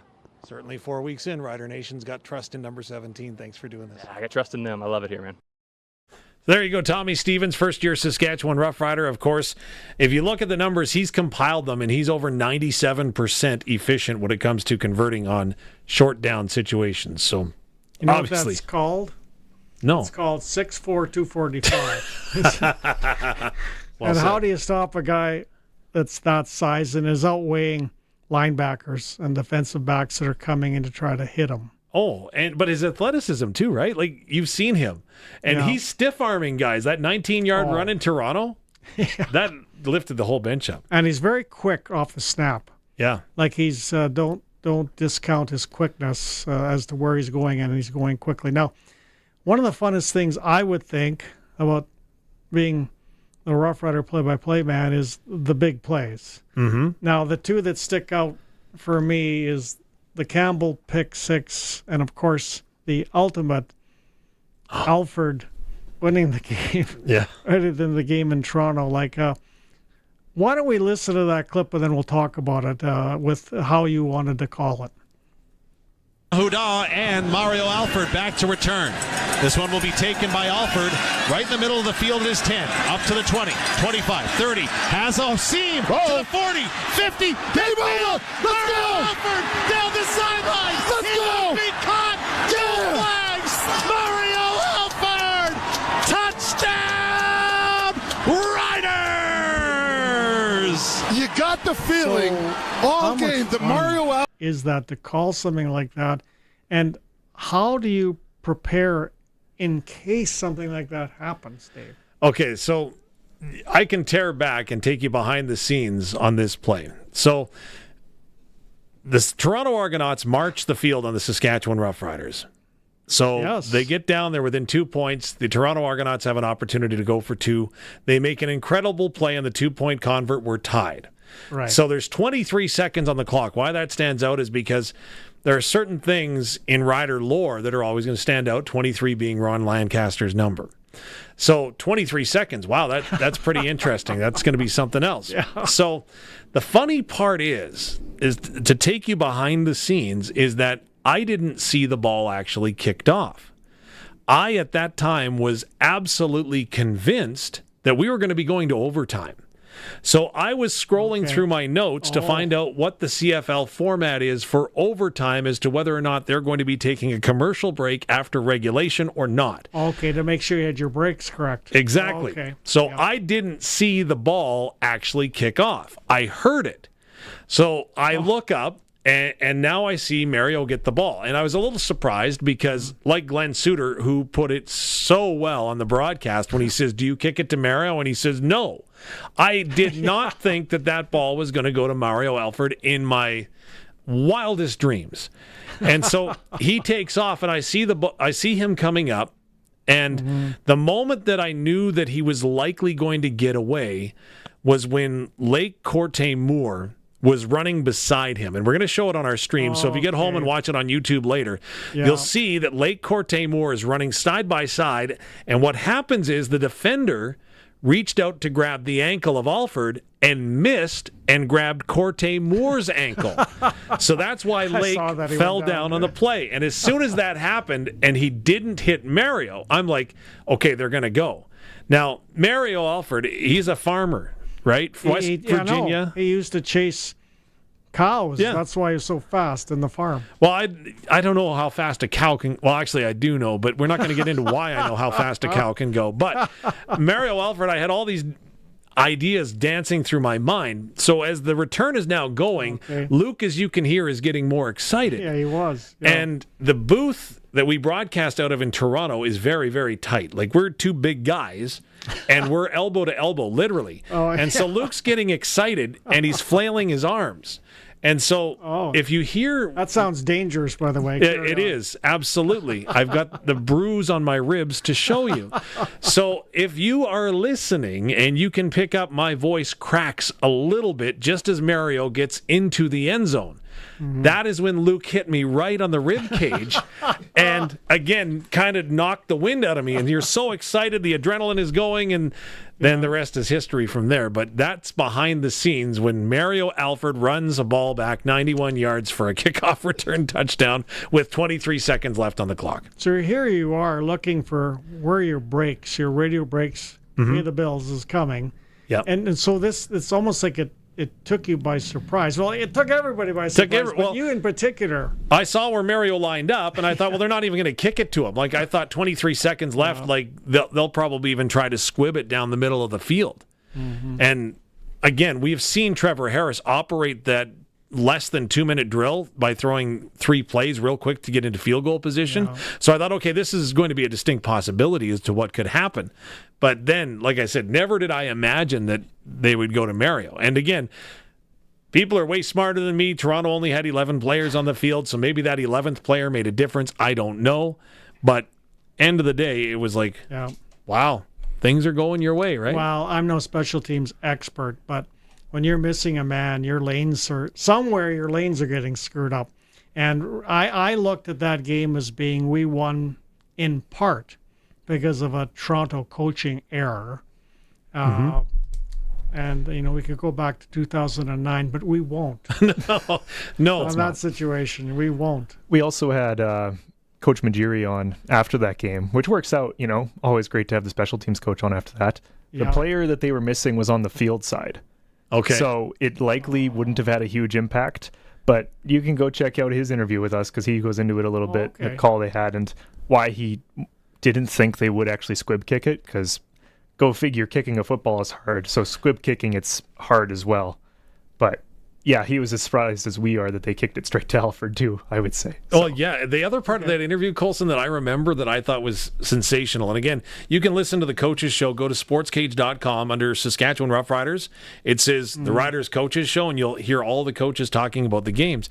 And the one thing, well, what did you think about them having only 11 players on the field? And he said, I wouldn't mind if they only had 8. I would have been okay with that. So Kent Majuri gets that one. People might criticize us right now and say, why are you talking about a play 3 weeks ago? And the answer is because, darn it, we still want to talk about it tomorrow. It was true. Such a great play. Boy, I enjoyed your description of that play call for the Alford touchdown. Sportscage continues in just a moment. It's time to get the inside story. Join Saskag today at Ag in Motion near Langham, July 15th to 17th. Ryan Young and Doug Faulkner will bring you the very latest in the ag industry live from the show. Watch the stream and all of our latest content at saskagtoday.com. That's Ag in Motion, July 15th to 17th near Langham. Sponsored by Kloss, Western Ag Professional Agronomy, and Thunderstruck Ag. Don't miss the McDougall Auctioneers Unreserved Farm Sale for Gordon and Bev Wagner, closing July 15th at 12 noon, with last viewing day tomorrow. All equipment has been stored inside during the winter months when not in use. Included in this sale will be tractors, combines, sprayers, swathers, augers, air drills, wheel loaders, cat crawlers, trucks, and more. That's the McDougall Auctioneers Unreserved Farm Sale for Gordon and Bev Wagner, closing July 15th at 12 noon, with last viewing day tomorrow. For more information, visit McDougallAuction.com. When it comes to money, you can bet that everyone has questions. What's going on in the markets? When is the right time to invest? What should you do with your money today? When Len had questions, he talked to Brian Gawley. Anytime I have any concerns, I'll either send him an email or text him, and he gets back to me right away. But he's still very forthright. Gets back to me right away and lets me know how things are going. You don't have to plan your financial future alone. Call Brian Gawley of Smart Investing Solutions, 306-546-2533. I would recommend him to anyone. This is where we play. This is where we live. Extreme Hockey and Sport is where we shop when we need the gear for our game in our town. Hockey is in our blood as much as the prairies themselves. Extreme Hockey and Sport understands this. That's why they provide the Saskatchewan Stars of tomorrow only the best. Every level, any budget, expert fit. They're your local sit and fit hockey shop. Extreme Hockey and Sport, 1425 McIntyre Street. Regina's Hockey Shop. Get it hot, get it fast. Western Pizza. Dinner served. What's this? Pizza. Looks like cardboard. It is. Cut into a circle. What? Hope you're hungry. You wouldn't order cardboard for dinner, and that's not what you get when you order from Western Pizza. Think I'll order Western Pizza. They've got their pizza down to perfection. Western Pizza. Big on toppings, big on taste. Dine in or takeout. Order today. And get it hot, get it fast. Western Pizza.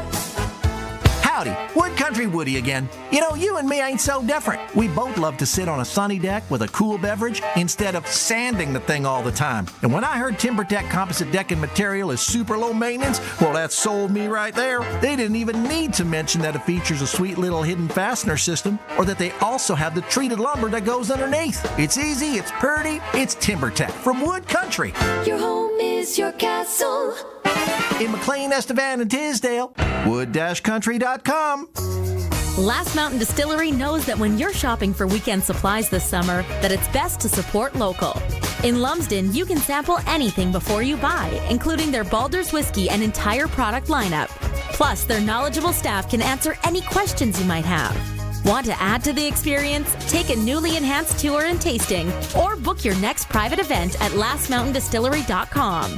Last Mountain Distillery, the original local distillery.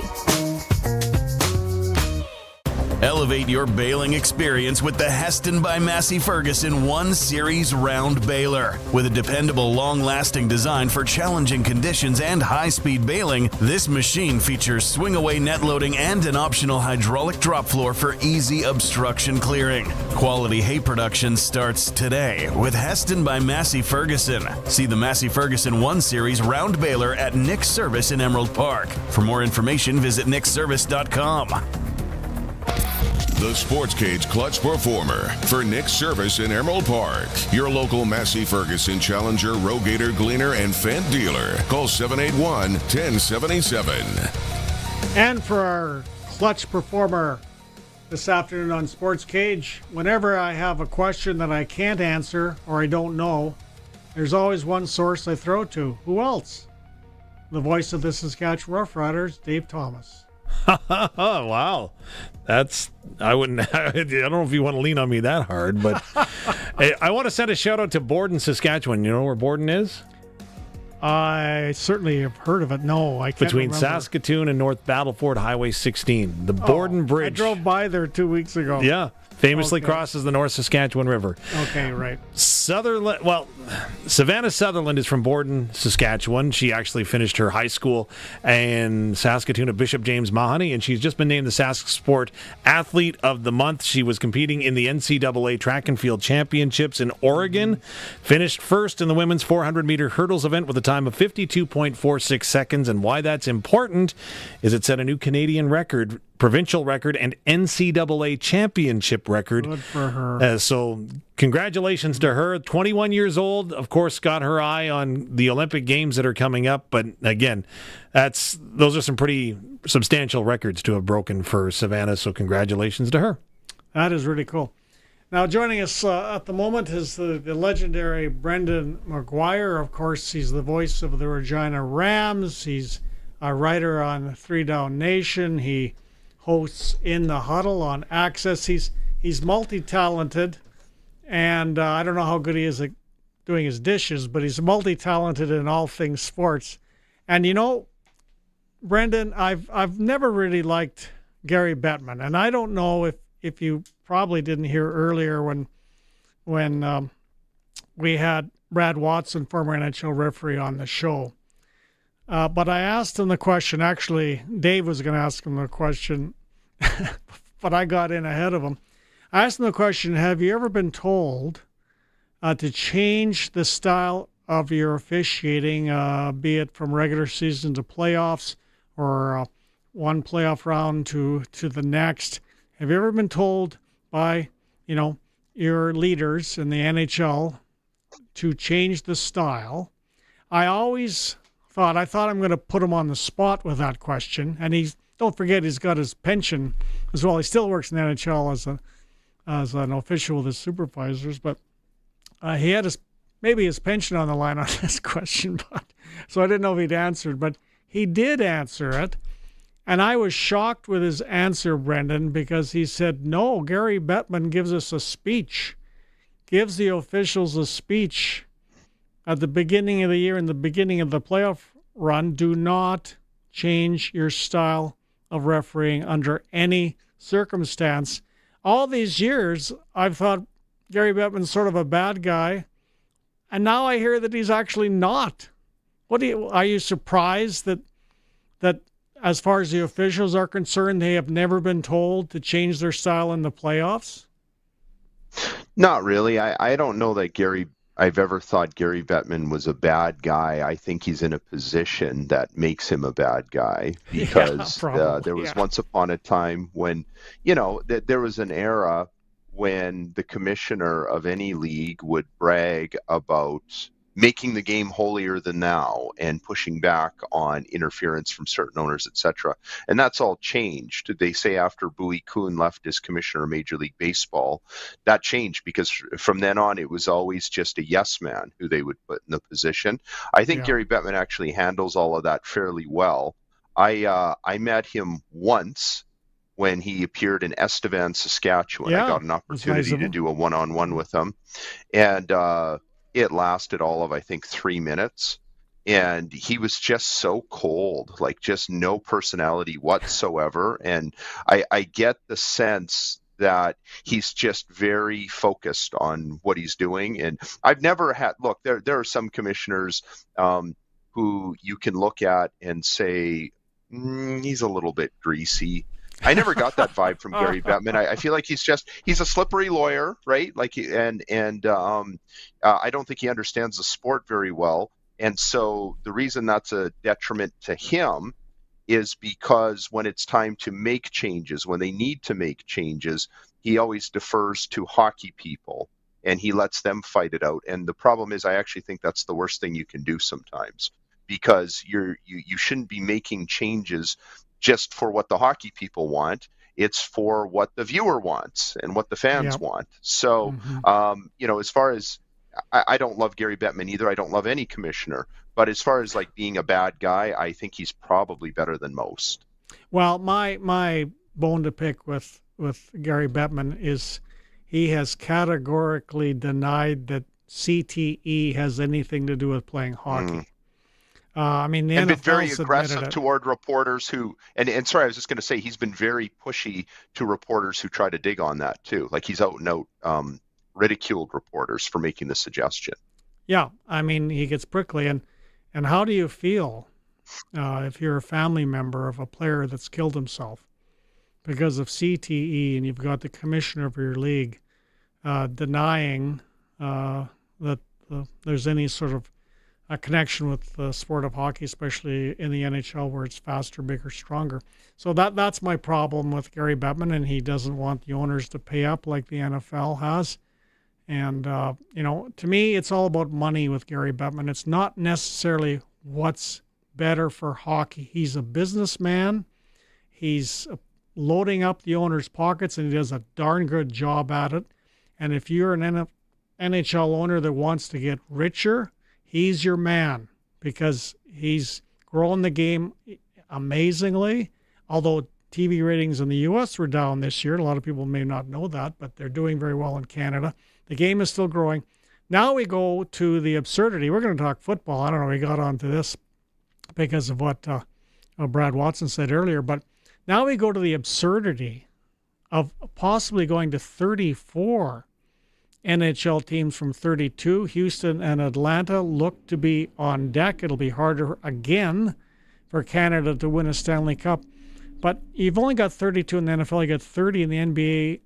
You've got 30 in Major League Baseball. I don't know how many there is in Major League Soccer. But my argument, this is just owner greed, because when I take a look at the fourth lines and the third lines on NHL teams, with the exception of maybe Florida, the way they were playing, there's a lot of players in the NHL at the bottom of the lineups, not at the top. They've still got some good players there, but at the bottom of the lineup that to me aren't really of what I would consider NHL quality players. because there's not enough players in the world to have a lineup that's really deep with high caliber players with 32 teams. Now they're going to 34. And I just think it's just a money grab, and the hockey's not going to be as good again. What do you think of that?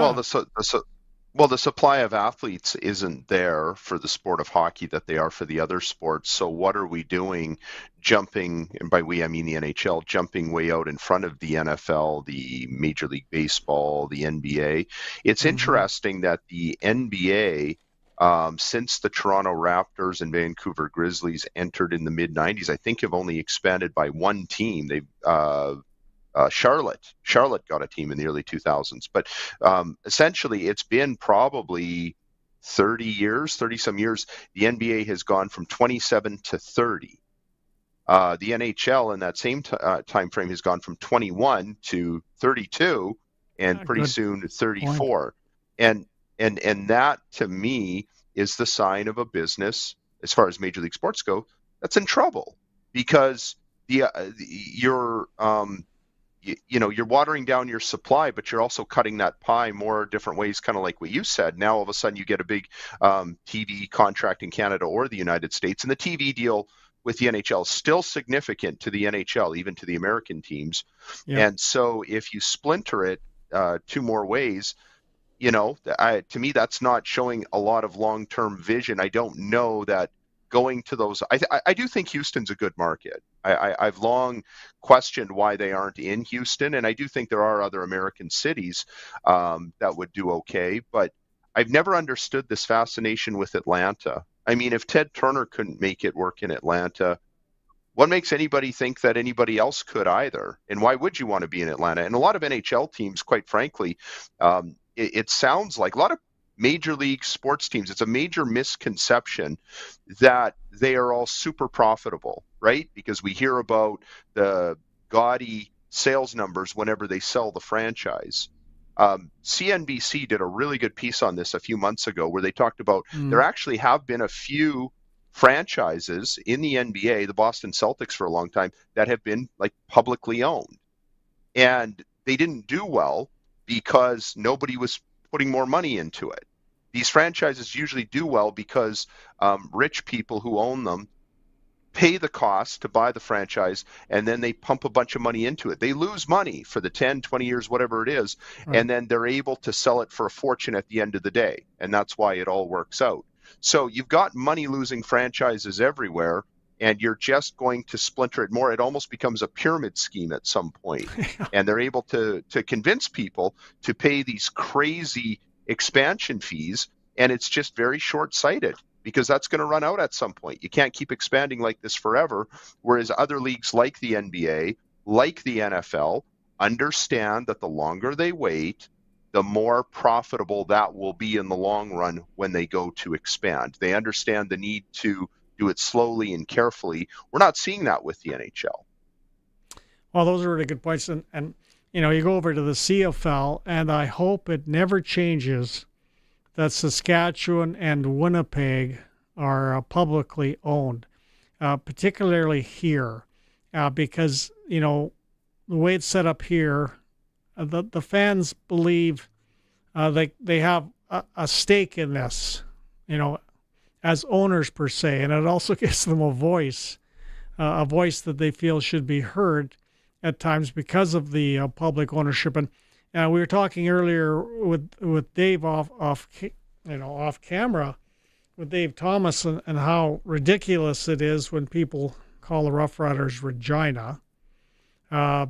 Dave was telling me he was talking to Craig Reynolds, I think at the AGM, and Craig Reynolds told him, the president and CEO of the Roughriders, that 60% of their ticket sales are outside of Regina. And we all know through the decades, this team wouldn't even exist if it was just a Regina team. There's no question about that. So, I don't know. I just got that off the top of my head when we're talking about ownership of pro sports franchises. I think, particularly Saskatchewan, it has to always stay publicly owned. I mean, what do you think about that? Yeah, I think there are a few franchises that it just has to be that way. The Green Bay Packers would be the same way, I think, in the NFL. That's a good point. Yep. Because people feel like they have some ownership. And the other thing that we shouldn't lose sight of is the fact that really for the longest time, if you look back over the last 40 years, the three most successfully run franchises economically have been Winnipeg, Saskatchewan, and Edmonton, who up until recently were publicly owned as well. So, did the Elks have to privatize? It sounds like they did. They had serious concerns that they were going to run out of money if they didn't. Yeah. But by and large, if you can keep it as a publicly traded entity, I think there's a lot of proof to show that has been the model of profit in the Canadian Football League. Now, I can appreciate how that is at odds with some owners around the league, particularly in Toronto. And this is nothing new. It's been this way forever, where when you sit at the Board of Governors table, the private owners want one thing and the publicly run clubs quite often want something different. And the owners of, say, the Argos or whoever it is at that time are complaining, saying, well, they're not putting their own money on the line. I am. So that sometimes does cause friction. But that happened with Randy Ambrosi leaving. As far as I understand, as the commissioner of the CFL, as far as I understand, Saskatchewan supported him. But some of the recent owners that have bought CFL franchises did not, because they didn't feel the value of their franchise was increasing enough, or at all even. I think it runs better publicly, especially if it's been public for so long. But I've never fully understood it. But when the Edmonton Oilers were rescued, when Peter Pocklington in, I'm going to say 1998, sold them to Les Alexander at the time. He was the owner of the Houston Rockets, and they were going to move to Houston. And there was this condition that they had 60 days to match it. And there was a consortium that would have included like thousands of people, but there was concern that would really hurt the value of the franchise. So instead, they decided to go and find, I think it was like 38 different people who would each kick in $1 to $5 million. So that has an impact, I guess, on franchise value. But in a market like Saskatchewan, I think it's such an outlier and it's so unique. I have a hard time believing that if the Roughriders were ever privately owned, that you'd get the same buy-in from around the province, which you need. Otherwise, we don't have a franchise. Yeah, I mean, in theory, being a football fan here in Saskatchewan, we should all be Green Bay Packer fans because they're so similar to Saskatchewan in certain ways. However, I became a Minnesota Viking fan because after the Grey Cup, long before you were born, Brendan, after the Grey Cup, the CBC gave us Minnesota Vikings games in Saskatchewan. Joe Kapp was the quarterback from the BC Lions of the Vikings, and Bud Grant was the coach. Of course, won all the Grey Cups in the late 50s and whatnot, early 60s with the Winnipeg Blue Bombers, so I was attracted to that team right away. Plus, I like the fact that the old Metropolitan Stadium in the playoffs, they really froze their butts off, and now, of course, it's the sterile U.S. Bank Stadium. But that's how I became a Vikings fan. But in reality, we should all be Packers fans because they really resemble the Roughriders in so many different ways. So George Cortez is considered to be an offensive genius, or was considered to be an offensive genius when he was in the CFL. He started coaching in the CFL with the old Montreal Concorde back in 1984, the defunct Montreal Concorde. Bad name, bad logo, bad uniform, but it doesn't matter anymore. He coached in Saskatchewan twice, 2006, as well as 2013 and 14. 5-time Grey Cup champion. He coached in the NFL with the Buffalo Bills. And George Cortez, he's actually a professor. He reminds you of a professor, not me. I'm not a professor, but George Cortez actually is. You had a really interesting conversation, Brendan, with George Cortez. Why scoring isn't higher in the CFL? What did George Cortez say?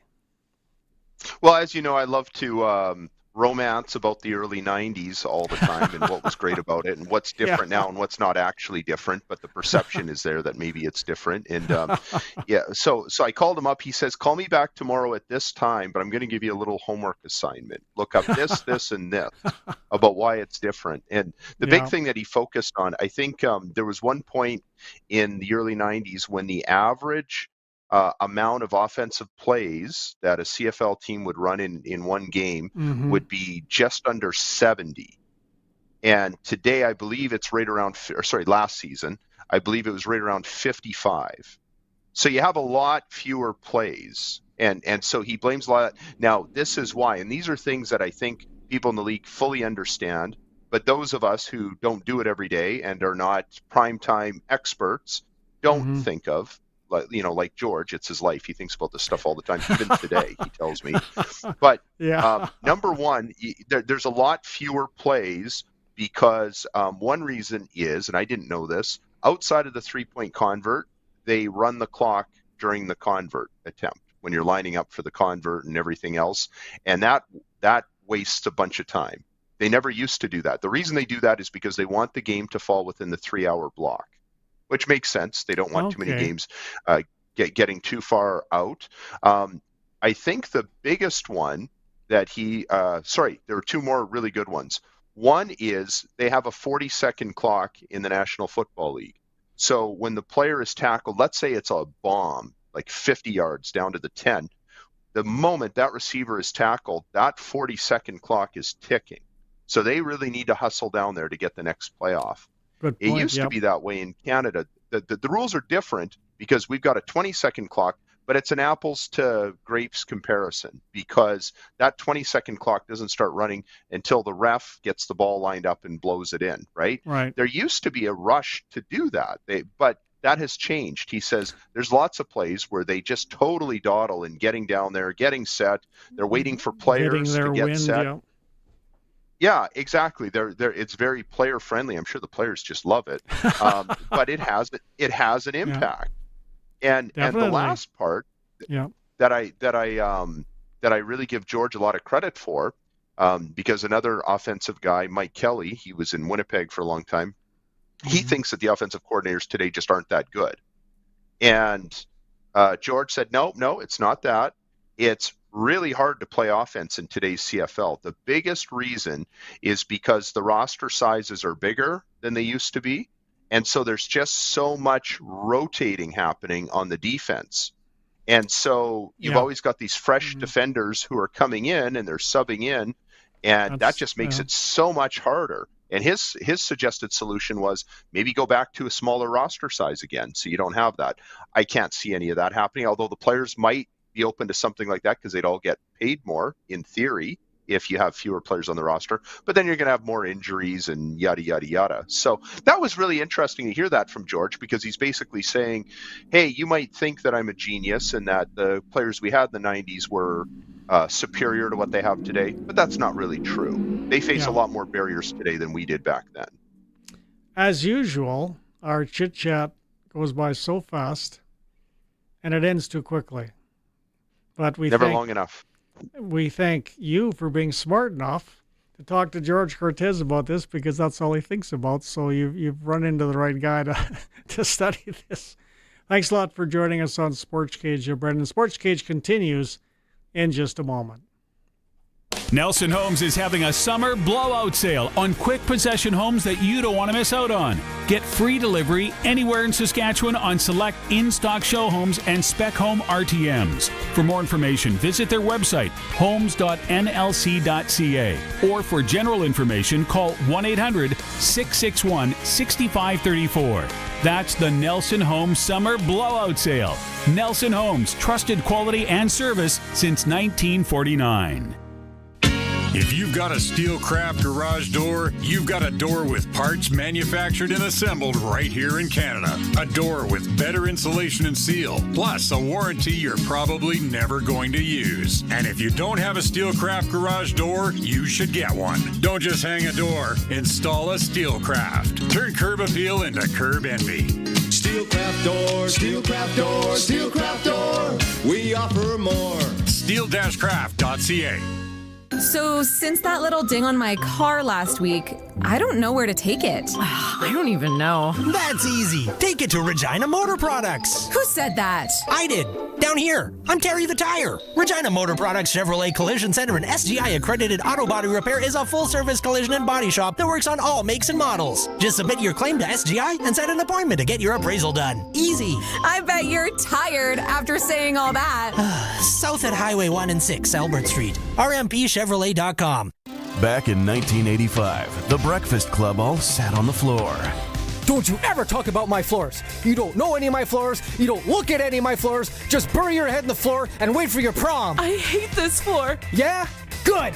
Luckily, today, Flooring Superstore has everything you want. Their stock is immediately available with professional installation for residential or commercial spaces. Flooring Superstore. Quality floor covering at the best price. FlooringSuperstoreRegina.ca. The ball is snapped. He scans the field. He's going deep. What a play! Rider fans, make your own great play by going to riders5050.ca. You can now buy tickets for every Rider game, home or away. You can also sign up for the 50-50 Club and never miss a draw, including the weekly loyalty and early bird prizes. All proceeds support amateur football in Saskatchewan, equipping the heartland, and just maybe score a big win. Get your tickets today at riders5050.ca and go Riders! Riders 50-50 is presented by ISC. Get it hot, get it fast, Western Pizza. Some say the number 13 is bad luck, like walking under a ladder. Well, 13 is a very lucky number when you're talking Western Pizza, like their delicious 13-inch pepperoni from Western Pizza. That makes it, well, the luckiest number of all. Western Pizza, big on toppings, big on taste. Dine in or take out. Order today. And get it hot, get it fast, Western Pizza. It's time for the Sports Ticker. And it's Don Hewitt back with the Cage, the Sports Ticker. While the Toronto Blue Jays were trying to win their 11th straight game in Chicago today, that would tie a club record. They were playing the White Sox. Lots of Chicago fans cheering for the White Sox. Even the Pope, as we all know, was cheering for the White Sox. But the Jays couldn't do it. They lost 2-1 in a squeaker, so their 10-game winning streak is over. But you're going to lose once in a while. It's going to happen. Let's hope they keep going for the rest of the week. The Sports Ticker brought to you by Extreme Hockey and Sports. Whatever your summer sport is, Extreme Hockey has you completely covered. Rider Nation lives on 620 CKRM. I'm Dave Thomas, voice of the Saskatchewan Roughriders. Friday is game day as the Riders take on the Calgary Stampeders. Countdown to kickoff with Justin Duncan, Tegan Whitco's at 4. The pregame show's at 6. And kickoff with Luke Mullender and I is at 7. Saskatchewan Roughrider football on the Cooperators Rider Broadcast Network is brought to you by Young's Equipment, GMS Insurance, and PlayNow.com. Stream every moment of Rider football at Sportscage.com. When it comes to your combine, efficiency is key. Why settle for average? The Redicop Mav Straw Chopper is designed with precision engineering and fits all major combine brands. Redicop Mav Straw Choppers provide a sharper cut and a uniform spread of your residue up to 60 feet wide. Upgrade your combine with a Redicop Mav Straw Chopper today. Contact Redicop or your local parts dealer to start planning your best harvest yet. Redicop, helping farmers produce more with less. Online at redicopmfg.com. The ball is snapped. He scans the field. He's going deep. What a play!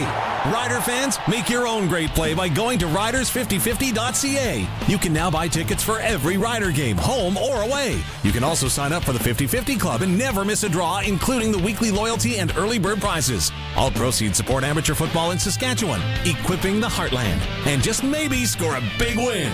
Get your tickets today at riders5050.ca and go Riders! Riders 50-50 is presented by ISC.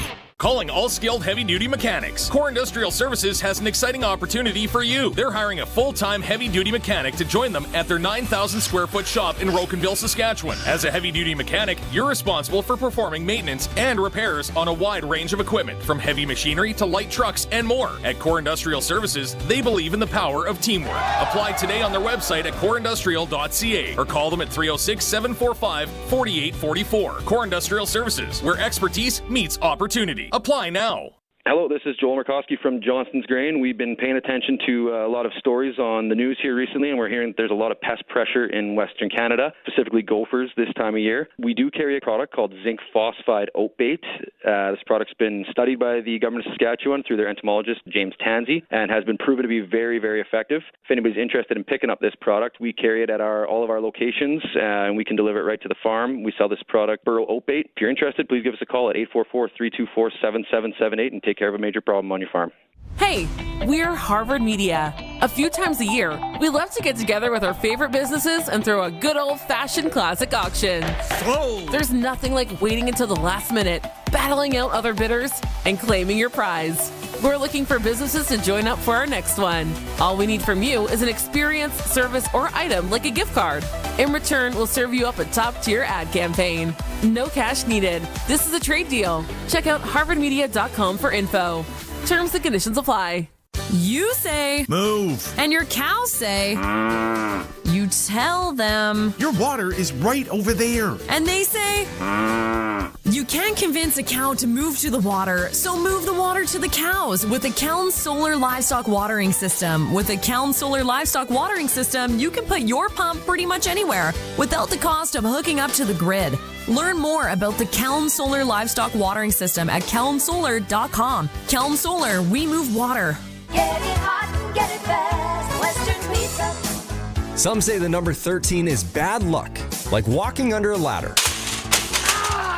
Well, 13 is a very lucky number when you're talking Western Pizza, like their delicious 13-inch pepperoni from Western Pizza. That makes it, well, the luckiest number of all. Western Pizza, big on toppings, big on taste. Dine in or takeout. Order today. And get it hot, get it fast, Western Pizza. Country Corner is brought to you by EMF Market Mall. Open Thursday to Sunday at 1217 Broad Street. Look for EMF Market Mall on Facebook. The countdown is on to the party of the summer with Country Thunder Saskatchewan this weekend at Craven. Jason Aldean Friday night, Bailey Zimmerman Saturday, Def Leppard on Sunday, and so many more. Don't miss out. Get your tickets and camping at countrythunder.com. The Creelman Fair is coming up next Saturday, July 19th. Parade, craft and trade show, horse and cattle shows, and much more. CreelmanEggSociety.ca. And the Moose Mountain Pro Rodeo in Kennedy is July 19th and 20th. Gloria Evans will be live on location Saturday. Parade at 3, rodeo at 6, followed by DJ Dale in the Beer Gardens at 9. Sunday, pancake breakfast at 9, trick riders and wild ponies after the rodeo. For more information, visit 620ckrm.com. We are the voice of Saskatchewan. 620 CKRM Regina, a Harvard media station. CKRM!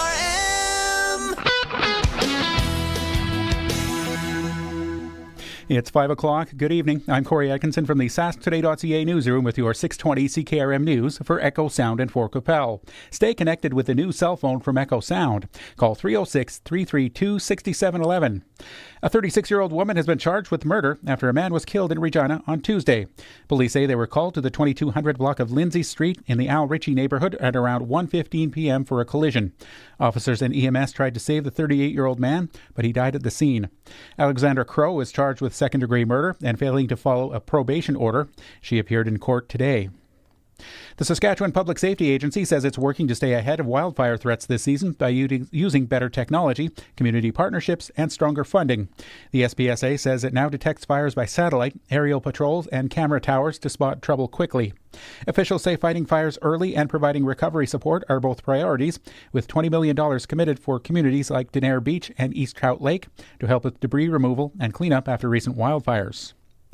A 2021 Trevalum stock trailer with Saskatchewan plate 357 MDW was stolen early this morning in the RM of Cupar. The trailer features Flamin decals and a front-mounted spare tire. Suspects were last seen at around 2 a.m. heading north on Highway 6 from Southie. Anyone with any tips should call 310 RCMP or Crime Stoppers. Alberta's former medical officer of health says the province has the highest measles cases per capita in North America. Dr. Mark Joffe says it's a serious concern as large summer events take place, including Alberta's largest gathering currently underway, the Calgary Stampede. On a population basis or per capita basis, Alberta is clearly leading the way, unfortunately. So on a per capita basis, per 100,000 population, Alberta has twice the rate of measles that Ontario has. Ontario has more absolute cases than Alberta, but with a population 3 times the size. More than 160 people are still believed to be missing, and at least 115 have died in the floods that laid waste to the Hill County region of Texas. When the floods swept through, they washed away the RV park where Julia Hatfield was staying with her husband.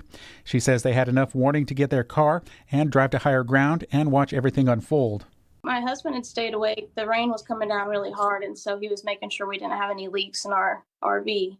And he started to hear screaming. And he looked out and saw that the lower level of the park that's about 4 feet lower than us. The RVs were already had water up to the doors. The floods are now the deadliest from inland flooding in the United States since 1976, when Colorado's Big Thompson Canyon flooded, killing 144 people. And Agriculture and Agri-Food Canada is hosting an open house in its Swift Current Research and Development Centre tomorrow. Guests will be able to check out the research plots, greenhouses, labs, and talk to the scientists about everything from cattle rations to durum and wheat breeding. The open house runs from 9 to 3. That was your 620 CKRM News. Read more stories from around your community and around the province at sasktoday.ca and 620ckrm.com. Your weather is next. Way to go, Travis Kelce. Son. As fun as it is watching your 5-year-old run the wrong way or pick dandelions on the football field, what if I told you you could watch your favorite sports or shows on the go anywhere? Well, you can with MaxStream TV from EchoSound, your SaskTel authorized dealer. Take MaxStream anywhere you go. Oh, wrong way, buddy. MaxStream and great internet plans available at EchoSound, your SaskTel authorized dealer in Fort Capel, echosound.ca. Let's get out on the water. Now is the best time of year to buy a boat or pontoon at Kevin's Marine. Cast a line in a Lund fishing boat. Take the family out on a Four Winds boat. Or head out on a pontoon by Harris or Crest. Powered by Mercury Motors at the lowest prices of the year. There are manufacturer's rebates, dealer discounts, and low payment financing on a great selection of boats and pontoons. Plus Shoremaster aluminum docks and lifts. Kevin's Marine in Fort Capel. Enjoy your summer. Get out on the water. Stop by or shop online at kevinsmarine.com. Precision Weather brought to you by Linex Regina, Serious Protection, Killer Looks, 1865 McCarra Street, and Croft Electric, 27 years of trusted, reliable home, farm, and commercial service for all electrical needs. CroftElectric.com and all socials. A gusty breeze through the night. We've seen gusts over 50 kilometers per hour. Those diminish, and as the night goes on, the stronger winds generally diminish as well, but at least through the evening, we may still see 25 to 40 kilometer per hour winds just notching down gradually as the night goes on. We also see a few clouds and showers passing by. The best chance for showers remaining north of Regina, but they'll be around, and temperatures drop to 16. Outside of these areas of showers, a generally clear sky. Just these localized clusters will move on through. Partly sunny through the day on Thursday, maybe a passing shower early in the morning, and then again late in the day, the high 26, much of the day dry. The wind does pick back up through the afternoon, 20 to 40, gusting higher. The best chance for showers comes later Thursday night into Friday, low of 12 and a high of 23. Temperatures warm up again for the weekend, Saturday 28 with a partly to mostly sunny sky, partly sunny 26 on Sunday.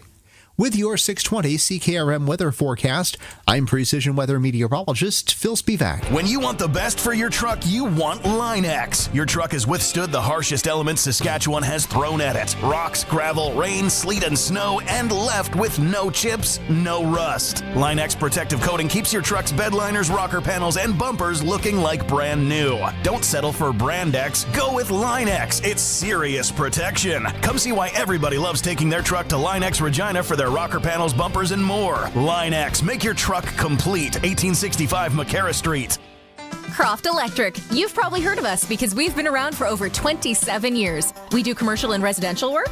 Yes. We do permanent holiday lighting? Yes. We do cabins? Yes. And farms? Yes and yes. We're an authorized Generac generator dealer. We are a full-service electrical company with the experience and the people to service all of your electrical needs. We are Croft Electric. We will be here when you need us. Do it right, do it once. Follow us on all social and call 306-586-1333 to book.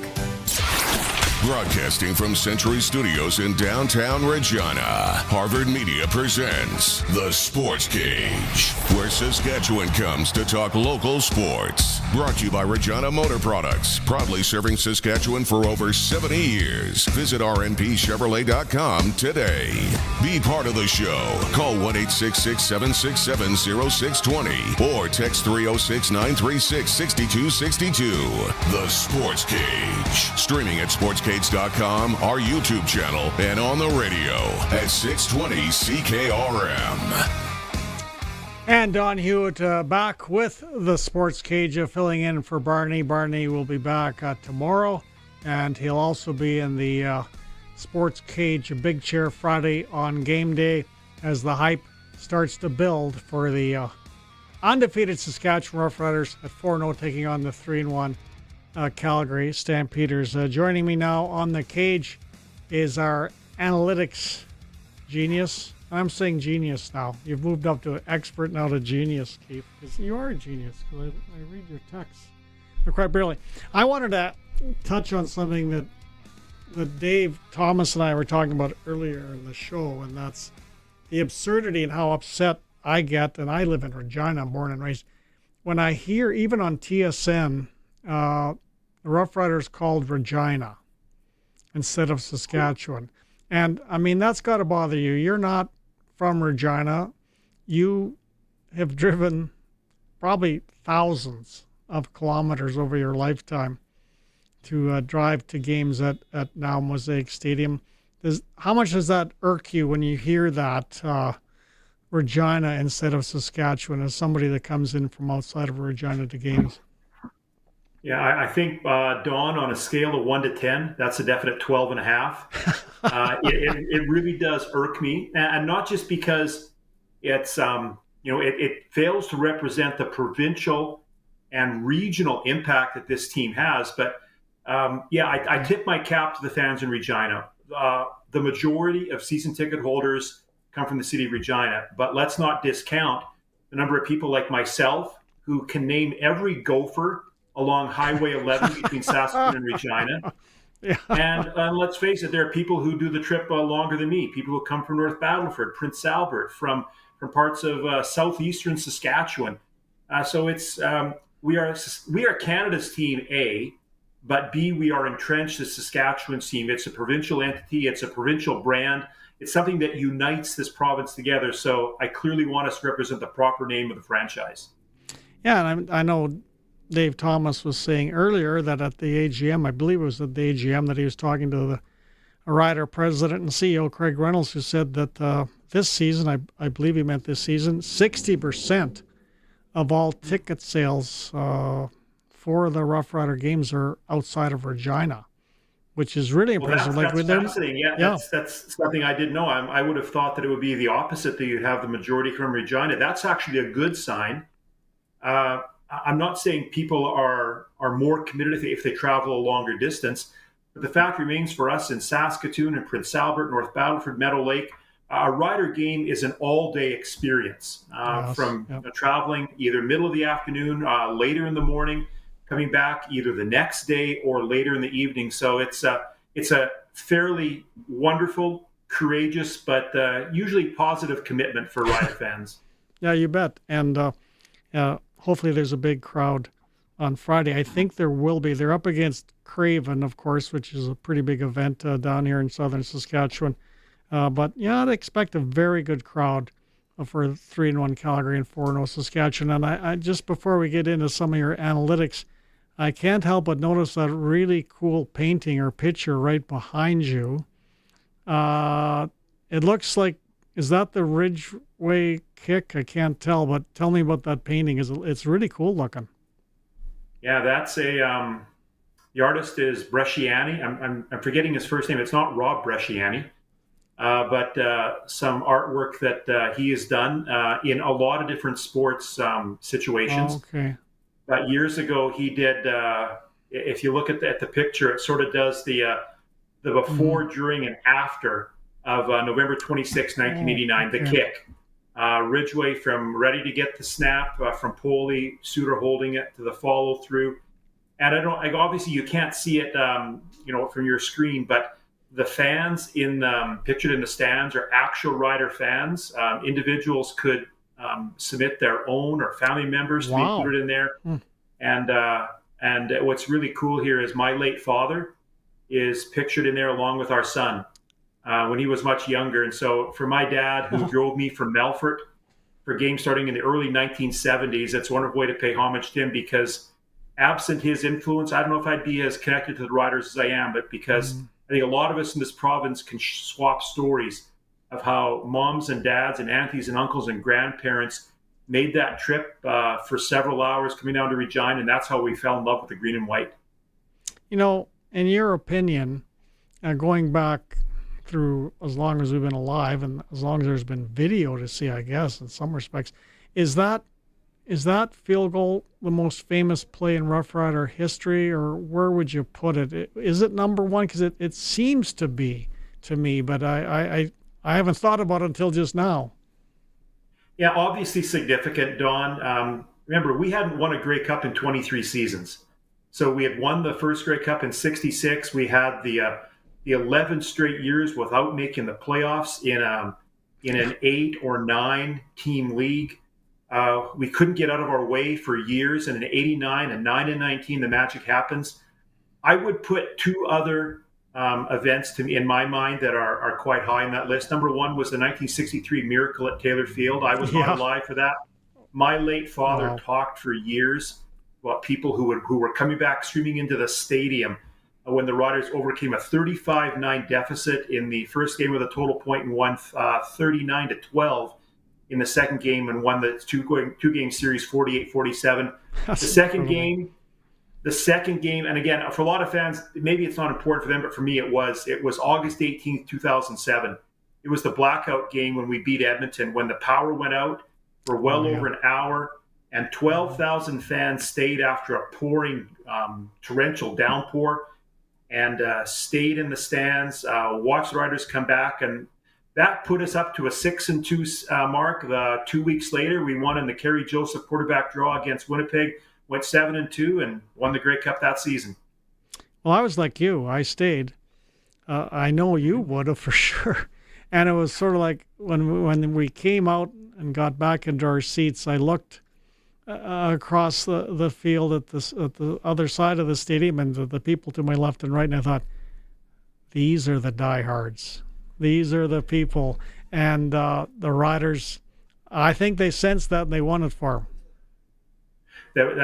There are a couple times in the history of this franchise where I feel that the fan, whether it's the enthusiasm, the juice, the culture of the crowd, propelled the Riders to victory. That was the game the Riders were not going to lose.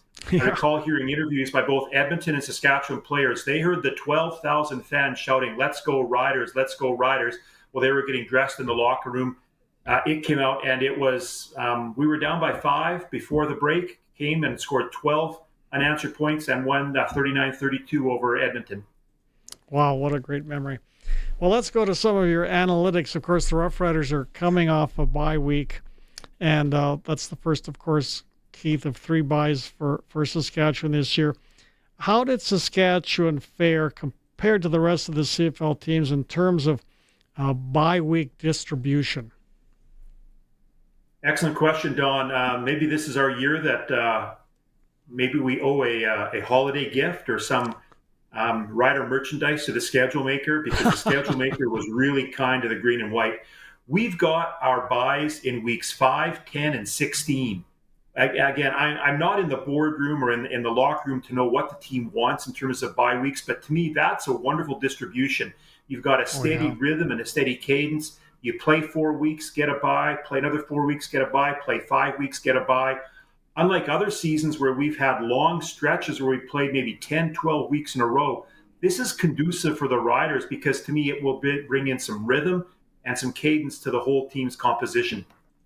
Yeah, maybe Greg Reynolds, paid somebody off or something. I don't know. But having a good bye week is, if I recall, having some decent bye weeks has paid off at the end of a season, hasn't it?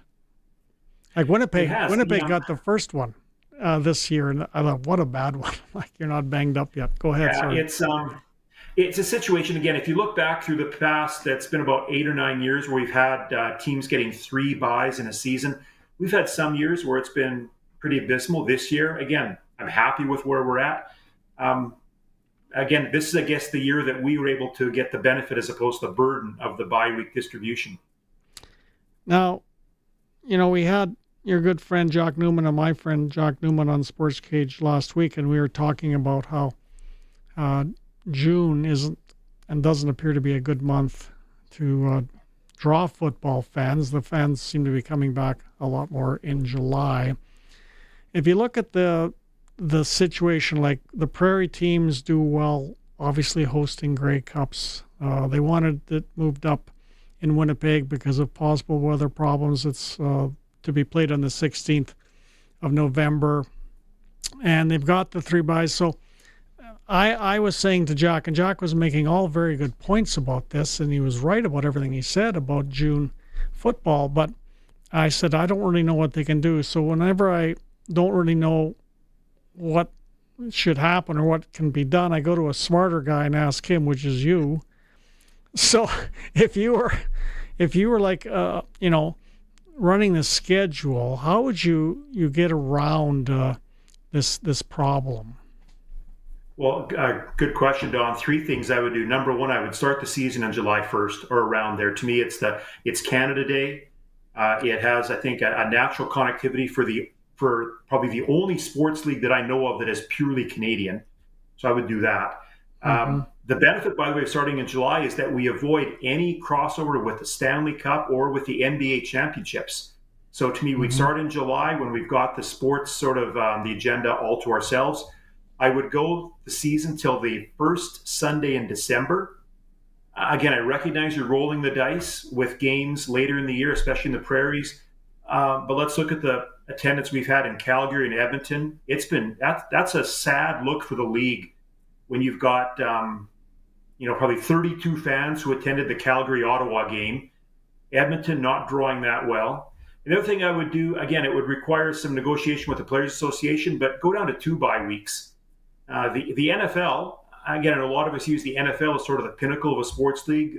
Their teams have 1 bye week. Yeah. Could we not have 2 bye weeks and just, again, to shorten the schedule, to give us the chance of that July to December rotation? It avoids any June crossover. It enables us, in my mind, to get the maximum eyeballs and interest for the league. Right. Well, I mean, it'll be interesting to see how they tackle this going forward. It might be a big ask once you've given the players the 3 bye weeks. I guess we'll see what happens. Now, last year was the first year in forever that the East was better than the West as a division. Prior to that, it was always the West with a better division, but that didn't necessarily result in a Grey Cup championship. How are things going this year between the East and the West, Keith? Yeah, the universe is unfolding as it should. I speak as a fan of Western Canada here in sort of the West Division. The West is 7-2 against the East thus far. The Riders, they went 3-0. We beat Ottawa, Hamilton, and Toronto. The only games the East has beaten the West. Ottawa beat Calgary in a monsoon, and then Montreal beat Edmonton. And so it's a situation to me where if I'm a Western Division team, I'm looking at that crossover. Again, I know it's hard to talk with the playoffs when we're early July, but if we just project to the end of the season, I'm thinking playoffs, 4th team in the West. I'd rather be 4th and 3rd because the 4th gets the crossover, and the 3rd place team would have to play 2 road games in Western Canada. I agree totally. Now, the Riders, of course, off to a great start. 4-0.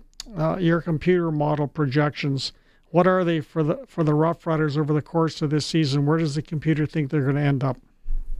Computer still has some Rider glasses on, still projecting the team to finish 14-4, still projecting us to finish first, to play Hamilton in the Grey Cup. But watch out for Calgary. Calgary, by virtue of we've had very few games thus far in the season, so we're dealing with a sparse amount of data. The model this past week skyrocketed Calgary from about 3% to about 23%. There's a probability of winning the Grey Cup. So welcome Rider Nation now to maybe the real start of the season, because we've got a gauntlet of games upcoming where, to me, there's no free spaces on the bingo card, especially Friday night home to Calgary. Again, I don't know if we're going to get the Stampeders who basically gifted a game to Ottawa, or the Stampeders who steamrolled the Bombers a week ago. Well, the computer isn't a person, but if your computer model was a person, that person, i.e. computer model, must have been shocked at the Stamps pounding Winnipeg. In fact, I thought the final score made Winnipeg look better. Yeah, the computer had Winnipeg as an obvious favorite in that one. The computer is making us, Donna, a 4-point favorite home to Calgary on Friday night. Okay. As a Rider fan, and maybe it's just me, it's my years of following this club, I am nervous about the game. Don, if you look back the past 5 seasons, from 2021 onwards, and you look at the first 4 games of each of those seasons, so that's 5 seasons, 4 games each, that's 20 games. The Riders are a collective 17-3 in the first 4 games of every season since the pandemic. Sadly, right? It seems right after that we hit the skid rails and the season goes in the toilet. I trust it's not the same this time, that we'll emerge victorious, but this is what always scares me, because I've seen this movie before. The Riders start strong, and then something happens. They get on this skid. We end up losing some games. Having said that, this Calgary game, in my mind, is a pivotal game. Defeating them, we only played them twice. That'll give us obviously some opportunity of winning the tiebreaker against Calgary. That's why, again, I'm excited, but there's a lot of nervous energy right now as I think of the Friday night game in Mosaic. Okay, so you've got Saskatchewan as a 4-point favorite. That sort of makes sense to me in some respects because they're at home. How does the computer look at the home versus the visitor? Does the computer give the home team a slight advantage depending on what their home record is, I suppose? Yeah, and this is what scares me again. The computer gives each home team about 3.5 points. So in essence, Calgary and Saskatchewan on a neutral field is a pick'em. There's a very, very slight difference. So that's, again, maybe it's one of those situations where the home team with a loud and proud crowd on Friday could really propel the Riders forward. But, Calgary, full marks. Again, they're 3-1. They've beaten Winnipeg. They had a situation, obviously, where they stubbed their toe against Ottawa. But, hey, they're 3-1 for a reason. And, they defeated Toronto in Toronto the same way we did. It's going to be a good match. Now, in terms of what the computer is saying, I know it's so soon, but the computer right now, Saskatchewan and Hamilton, and it makes sense for Hamilton after their last game. I mean, they look like world beaters, did they not? And, to walk into Teal like that. And I mean, Arbuckle was leading the league in passing going into that game, so you can't give the excuse that Chad Kelly wasn't playing. But the computer must have really give Hamilton a notch up when they put over 50 points on the board against Toronto. The computer had Hamilton by 3 in that game, so a close game. But then, Hamilton wins a game. It basically looked like it was the CFL from the 1980s, where it was back and forth with scoring and very little defense. Give it up for Hamilton. They defeated Montreal. They defeated Toronto. They've earned their stripes. Again, we played them already this year. We beat them. We get them once more at home, which should be okay. But Hamilton, to me, Hamilton and Calgary are the 2 teams that are surging right now from the computer's perspective. And it makes sense when you think about, we don't know where Winnipeg's going or what's going to happen with Winnipeg, but 8 players leaving Winnipeg for Hamilton. It looks like it's starting to show perhaps on both teams.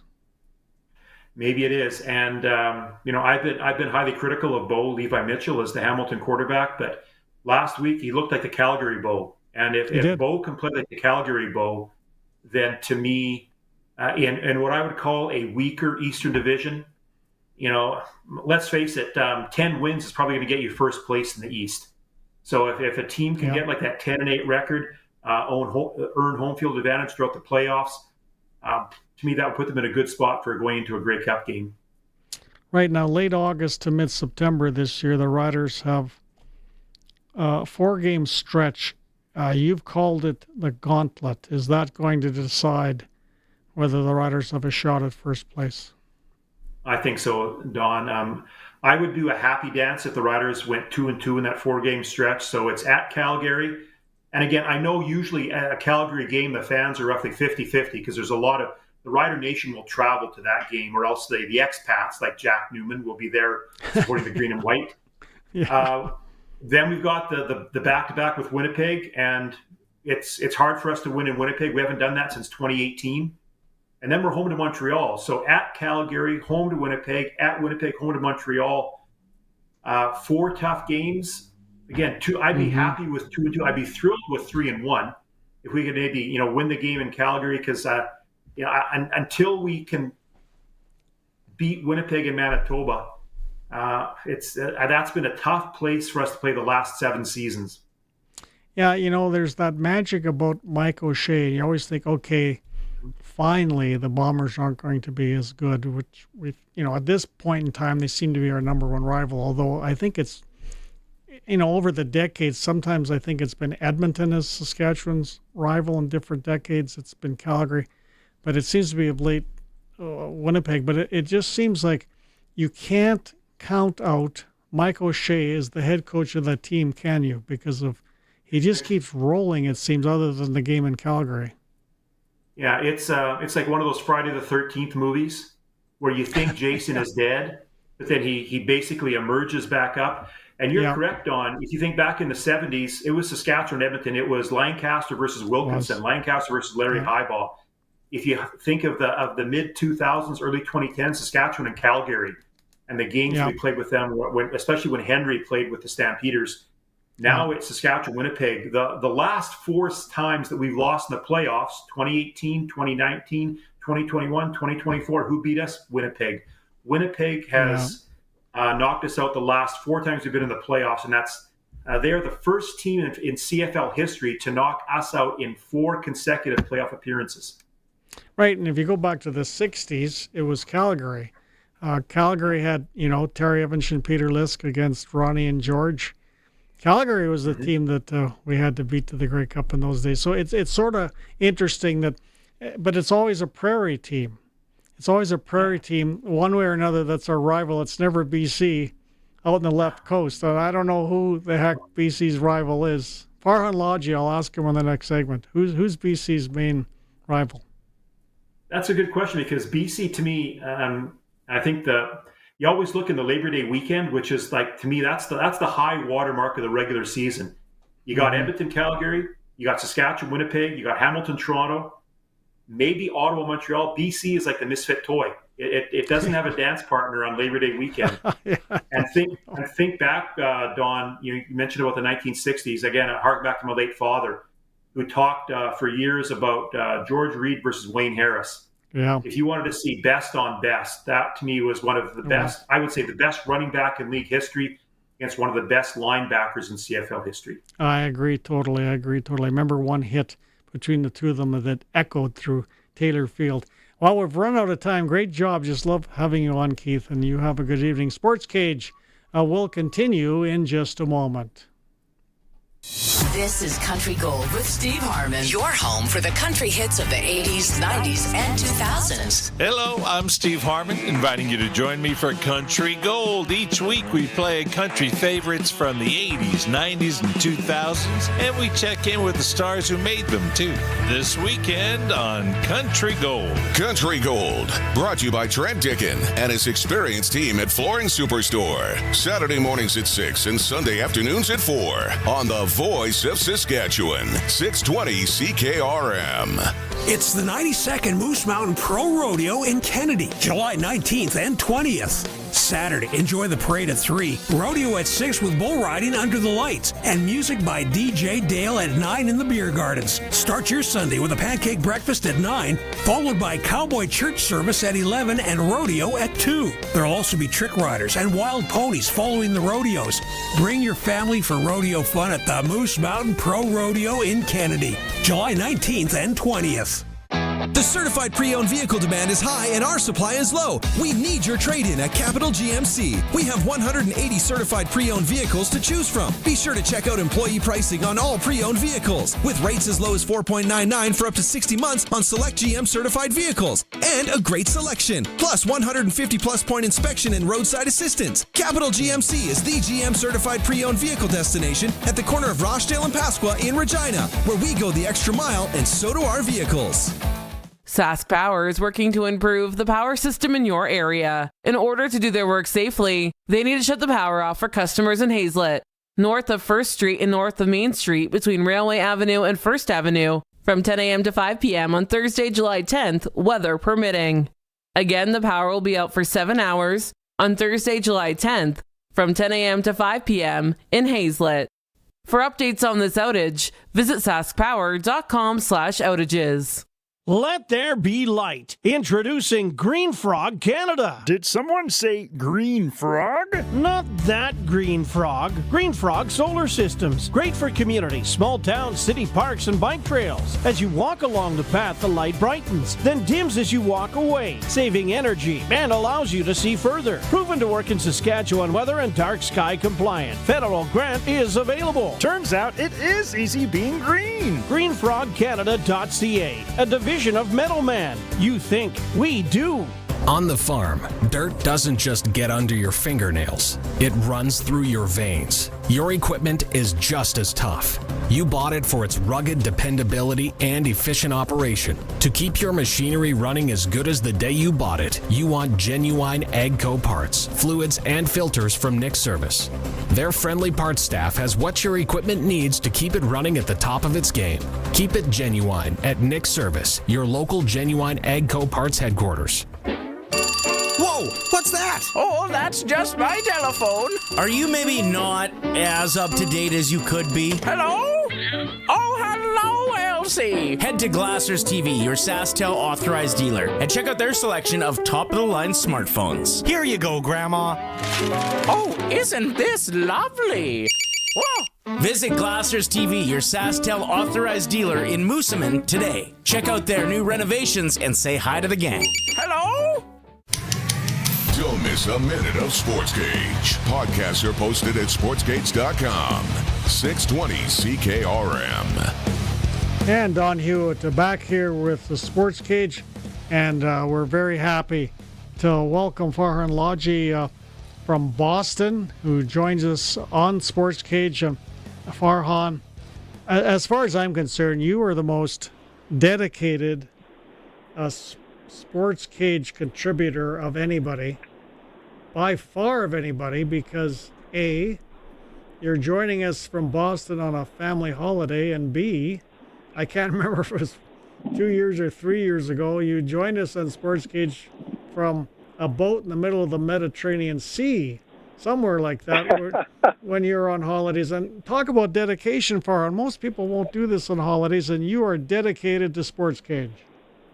Oh, I definitely love doing the show. And yeah, last year we went on a European trip with my family. This is a little more, vacation / business, because my son's visiting a bunch of Ivy League schools and some other schools in this part of the country, and going to football camps and getting a chance to meet coaches. And I brought my daughter and wife along just, for kicks. But, nice. The downside to that is my wife booked a duck tour right in the middle of when I was supposed to come on sports, on the cage. And so I'm like, oh, no, right when we were on it, because I'm used to doing this show on Friday. And so I wasn't thinking. And we were literally in the middle of the water on this thing. And the tour guide who's a comedian, did a fantastic job of the tour, but he was nonstop talking. So I'm thinking, there's no chance for me to sneak this in during this tour.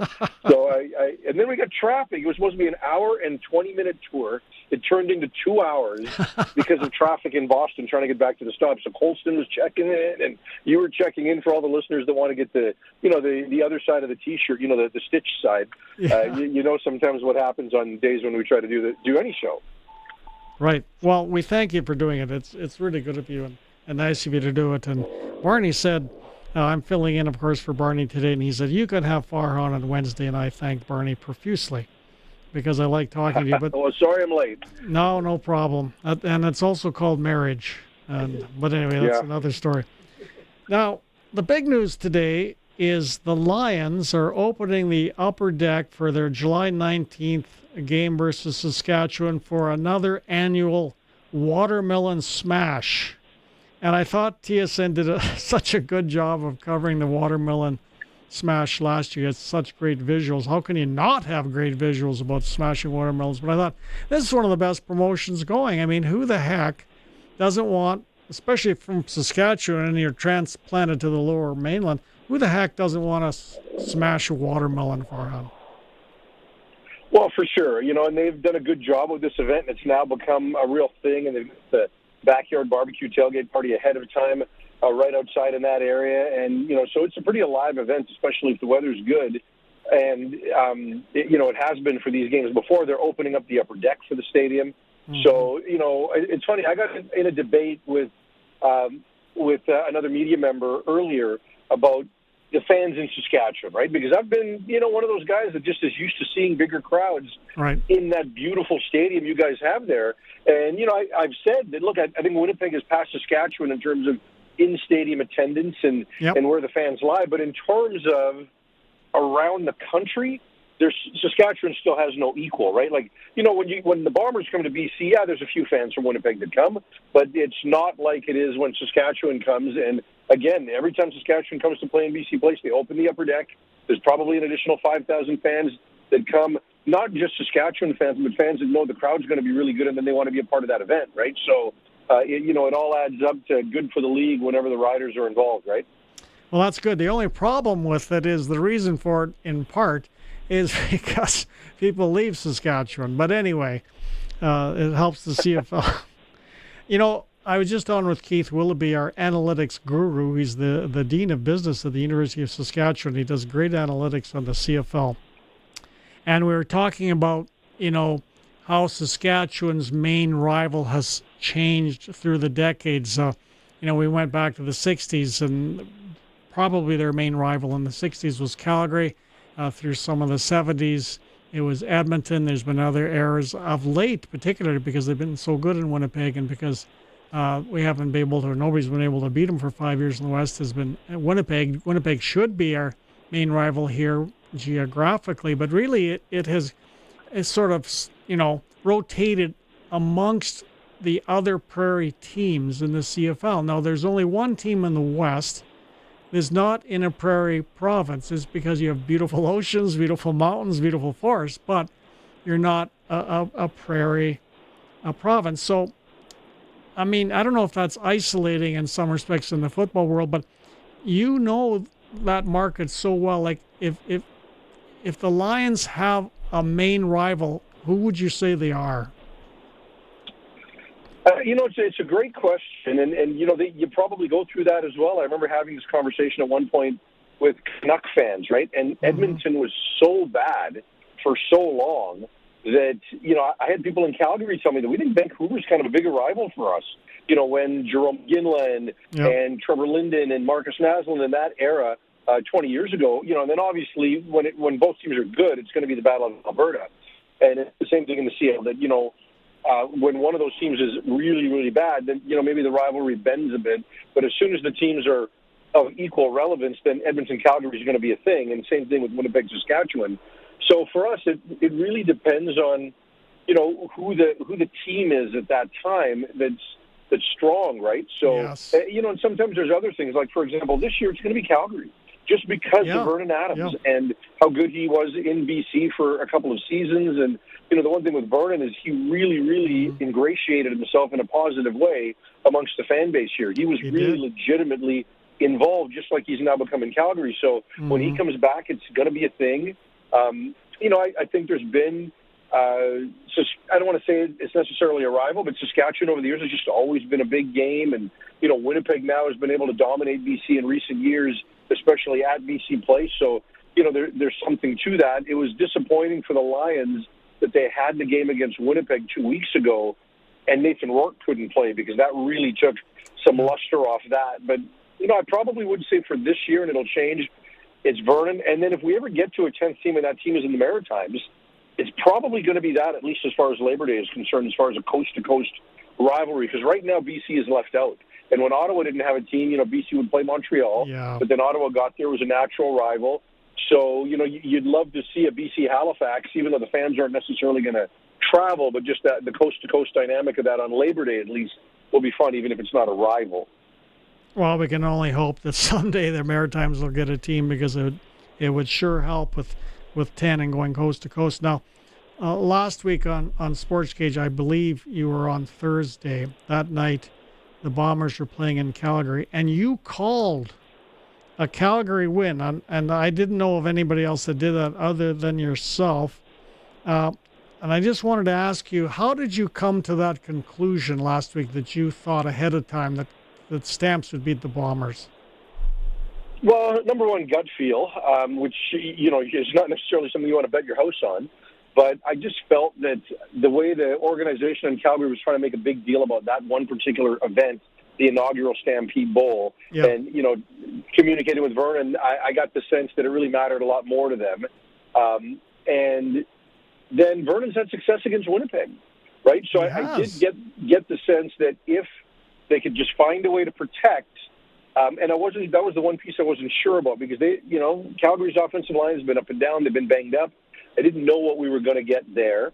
And there's still an unpredictable element to Calgary right now because of the newness they've got on the defensive side of the ball. So, and I think Winnipeg offensively is still finding itself. I know Brady Oliveira played in that game, and that gave me a bit of pause. But, I went with Vernon's success against Winnipeg and then just a level of gut feel around that game being at home. And I wound up picking 4 underdogs last week and hit on all of them. And by the time the games kicked off, they weren't necessarily all underdogs because some of them were pretty close, but, managed to pull a few out of the fire, including that BC game on the last kick. Oh, my goodness, what an incredible game. If that wasn't an advertisement for watching the CFL on TSN, I don't know what was. And, I mean, you are a football coach as well, Farhan, and you know a lot about the game technically, and you've said some things in the past where you go, wow, I didn't even know that, and it was because of your coaching background, I believe, but it's weird how to set the game up at the end for the field goal.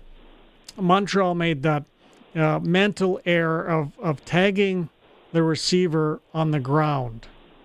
And so how does that happen? I mean, do the coaches forget to remind them? They should know themselves. They do it with, 0.2 seconds on the clock or something. They tag the receiver. I mean, how do you explain that when you're the head coach of Montreal talking about it afterwards? Well, look, I don't think you necessarily expect that situation to happen because it was clear Montreal was playing for the Hail Mary. When it got to 3 seconds to go in that game, you don't think there's enough time to complete a pass, go down, and still have time left on the clock. So I don't blame Montreal. So you don't discuss the tag-em-up situation in that play because you can see how many of the secondary players are back deep into the end zone. You think it's going to be a Hail Mary, and that's it. You're instructing your players to just knock the ball down. Don't try to pick it off. Don't be a hero. Don't tip it up in the air. Just knock the ball on the ground. And I know that the Lions kind of gave some credit to Javon Catoy for catching the ball and then falling into some defenders. Oh, he fell into them. Oh. Well, so that was kind of the suggestion that he went to them, and forced them to touch him. I think that's nonsense. I think Javon should have caught the ball and fell down immediately and given himself up because you can go back on replay and clearly determine when that happened. It didn't happen that way. He actually took 3 more steps forward and kind of fell forward, and the defenders were there. I don't know that he actually leaned into a defender or anything like that. I didn't see that. Because you are allowed to, so you're allowed to give yourself up. If you look at the play again, he catches it and takes 3 more steps while falling. It was needless.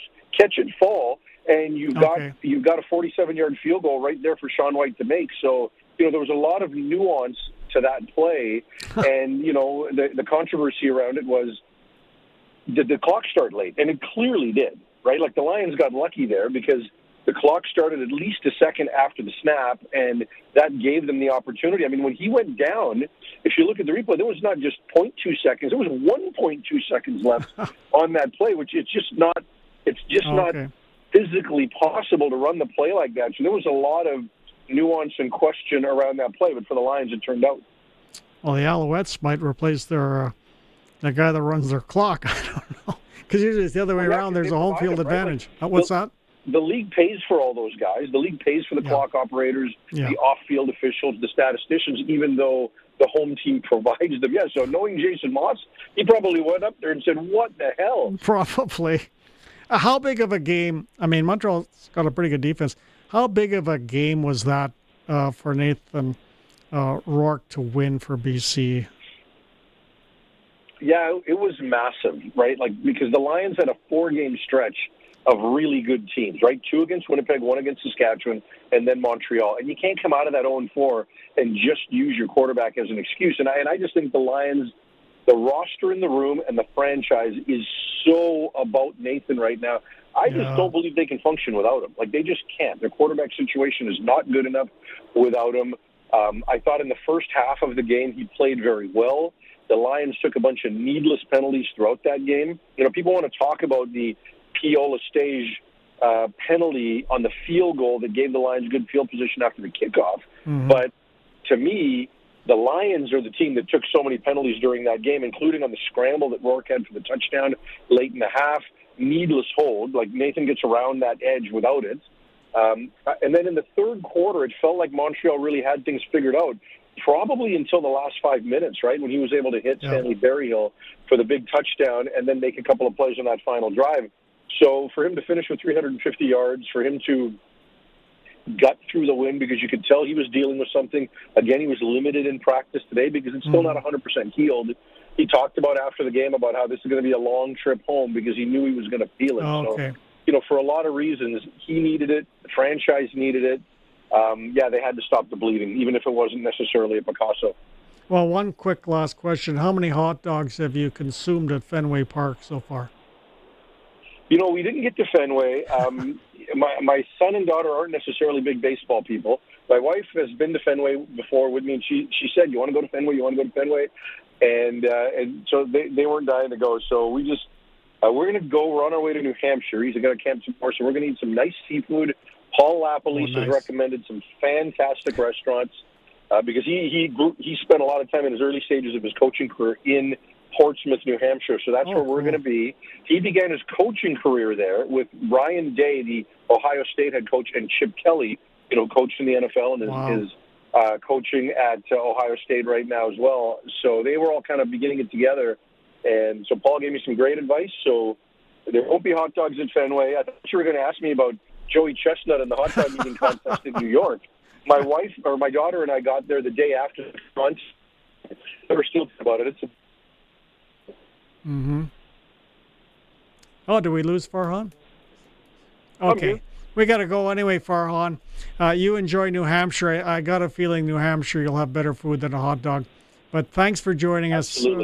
Thanks for joining us on your holiday with Sportscage. We really appreciate it, Farhan. Sportscage continues. You bet. Sportscage continues in just a moment.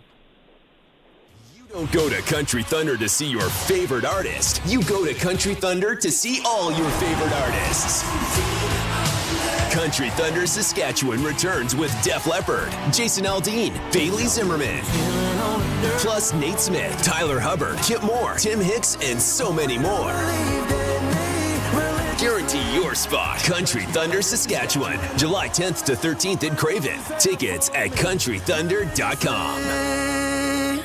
It's an F-Series summer this July at Capital Ford Lincoln. Save up to $18,000 on new Ford F-150s. Or lease a Super Crew 4x4 for just $499 a month at 0% for 2 years. Go big on a brand new Super Duty and get up to $15,000 off. And our pre-owned lineup is stacked. Buybacks, lease returns, premium local trades, and more. We're under construction, but we're open for business. It's an F-Series summer, only for a limited time at Capital Ford Lincoln in Regina. So since that little ding on my car last week, I don't know where to take it. I don't even know. That's easy. Take it to Regina Motor Products. Who said that? I did. Down here. I'm Terry the Tire. Regina Motor Products Chevrolet Collision Center and SGI accredited auto body repair is a full-service collision and body shop that works on all makes and models. Just submit your claim to SGI and set an appointment to get your appraisal done. Easy. I bet you're tired after saying all that.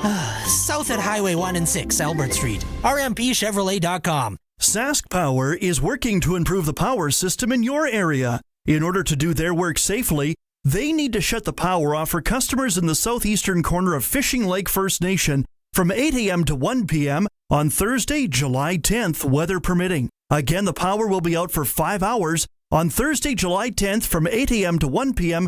for customers in the southeast corner of Fishing Lake First Nation. For updates on this outage, visit saskpower.com/outages. Hello, this is Joel Murkowski from Johnston's Grain. We've been paying attention to a lot of stories on the news here recently, and we're hearing there's a lot of pest pressure in Western Canada, specifically gophers this time of year. We do carry a product called zinc phosphide oat bait. This product's been studied by the government of Saskatchewan through their entomologist, James Tansey, and has been proven to be very, very effective. If anybody's interested in picking up this product, we carry it at all of our locations, and we can deliver it right to the farm. We sell this product, Burrow Oat Bait. If you're interested, please give us a call at 844-324-7778 and take care of a major problem on your farm.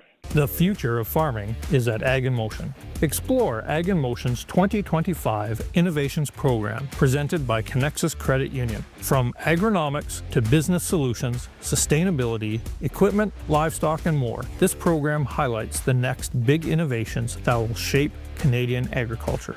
Join us near Langham, Saskatchewan on July 15th to 17th. Get your tickets online at aginmotion.ca.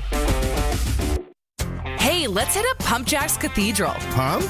You talking about my basketball shoes? No, Pump Jack's Cathedral. Who? Pump Jack's Cathedral Saloon and Steakhouse. They're open now. They've got a large selection of local draft and food and drink specials.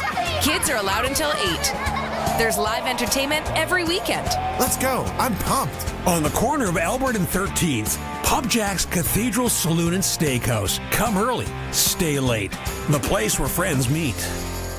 Text CKRM 306-936-6262. From skid steers to tents to power tools, anything you need to rent for that summer job is at Prairie Land Rentals. Deal with the owner, 600 Albert Street. It's time for the Sports Ticker, brought to you by Steelcraft Doors Regina, made in Western Canada for Western Canadians.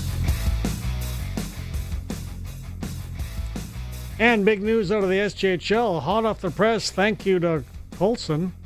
The Melville Millionaires announcing that Logan Maxwell has joined the hockey club as the assistant coach. 3 games in the CFL this week. 3 teams are on byes. The first game, of course, the big one, Friday night at Mosaic Stadium as the Calgary Stampeders roll into town, and they are coming off that beating of the Winnipeg Blue Bombers. Of course, the kickoff is 7 o'clock. Saturday, Ottawa plays in Hamilton. Ottawa's 1-4. If they lose that one, is it getting a little hot for Bob Dice in Ottawa? I don't really know. But Ottawa's got to win a game one of these days. And, of course, BC plays in Edmonton on Sunday. And that's a big game. BC 2-3, Edmonton 1-3. That's a big game. Because the winner's going to move right up the bracket in the standings, and the losers are not going to look great. Anyway, that's all the time we have tonight for Sportscage. Barney is back tomorrow. Have a good evening. Been there, done that. We get it. And we've got something great for you. The Great Bin Giveaway on 620 CKRM. We're giving you the chance to win a 100-ton fertilizer bin from Coregrain. All you have to do is be listening to find out which sponsor locations you can enter at, all across southern Saskatchewan. You'll also have some chances to qualify during Saskag Today with Ryan Young. The grand prize draw will take place at Ag in Motion this July. Don't miss out on your chance to have a shot at the Great Bin Giveaway. Brought to you by Johnston's Grain, Western Ag Professional Agronomy.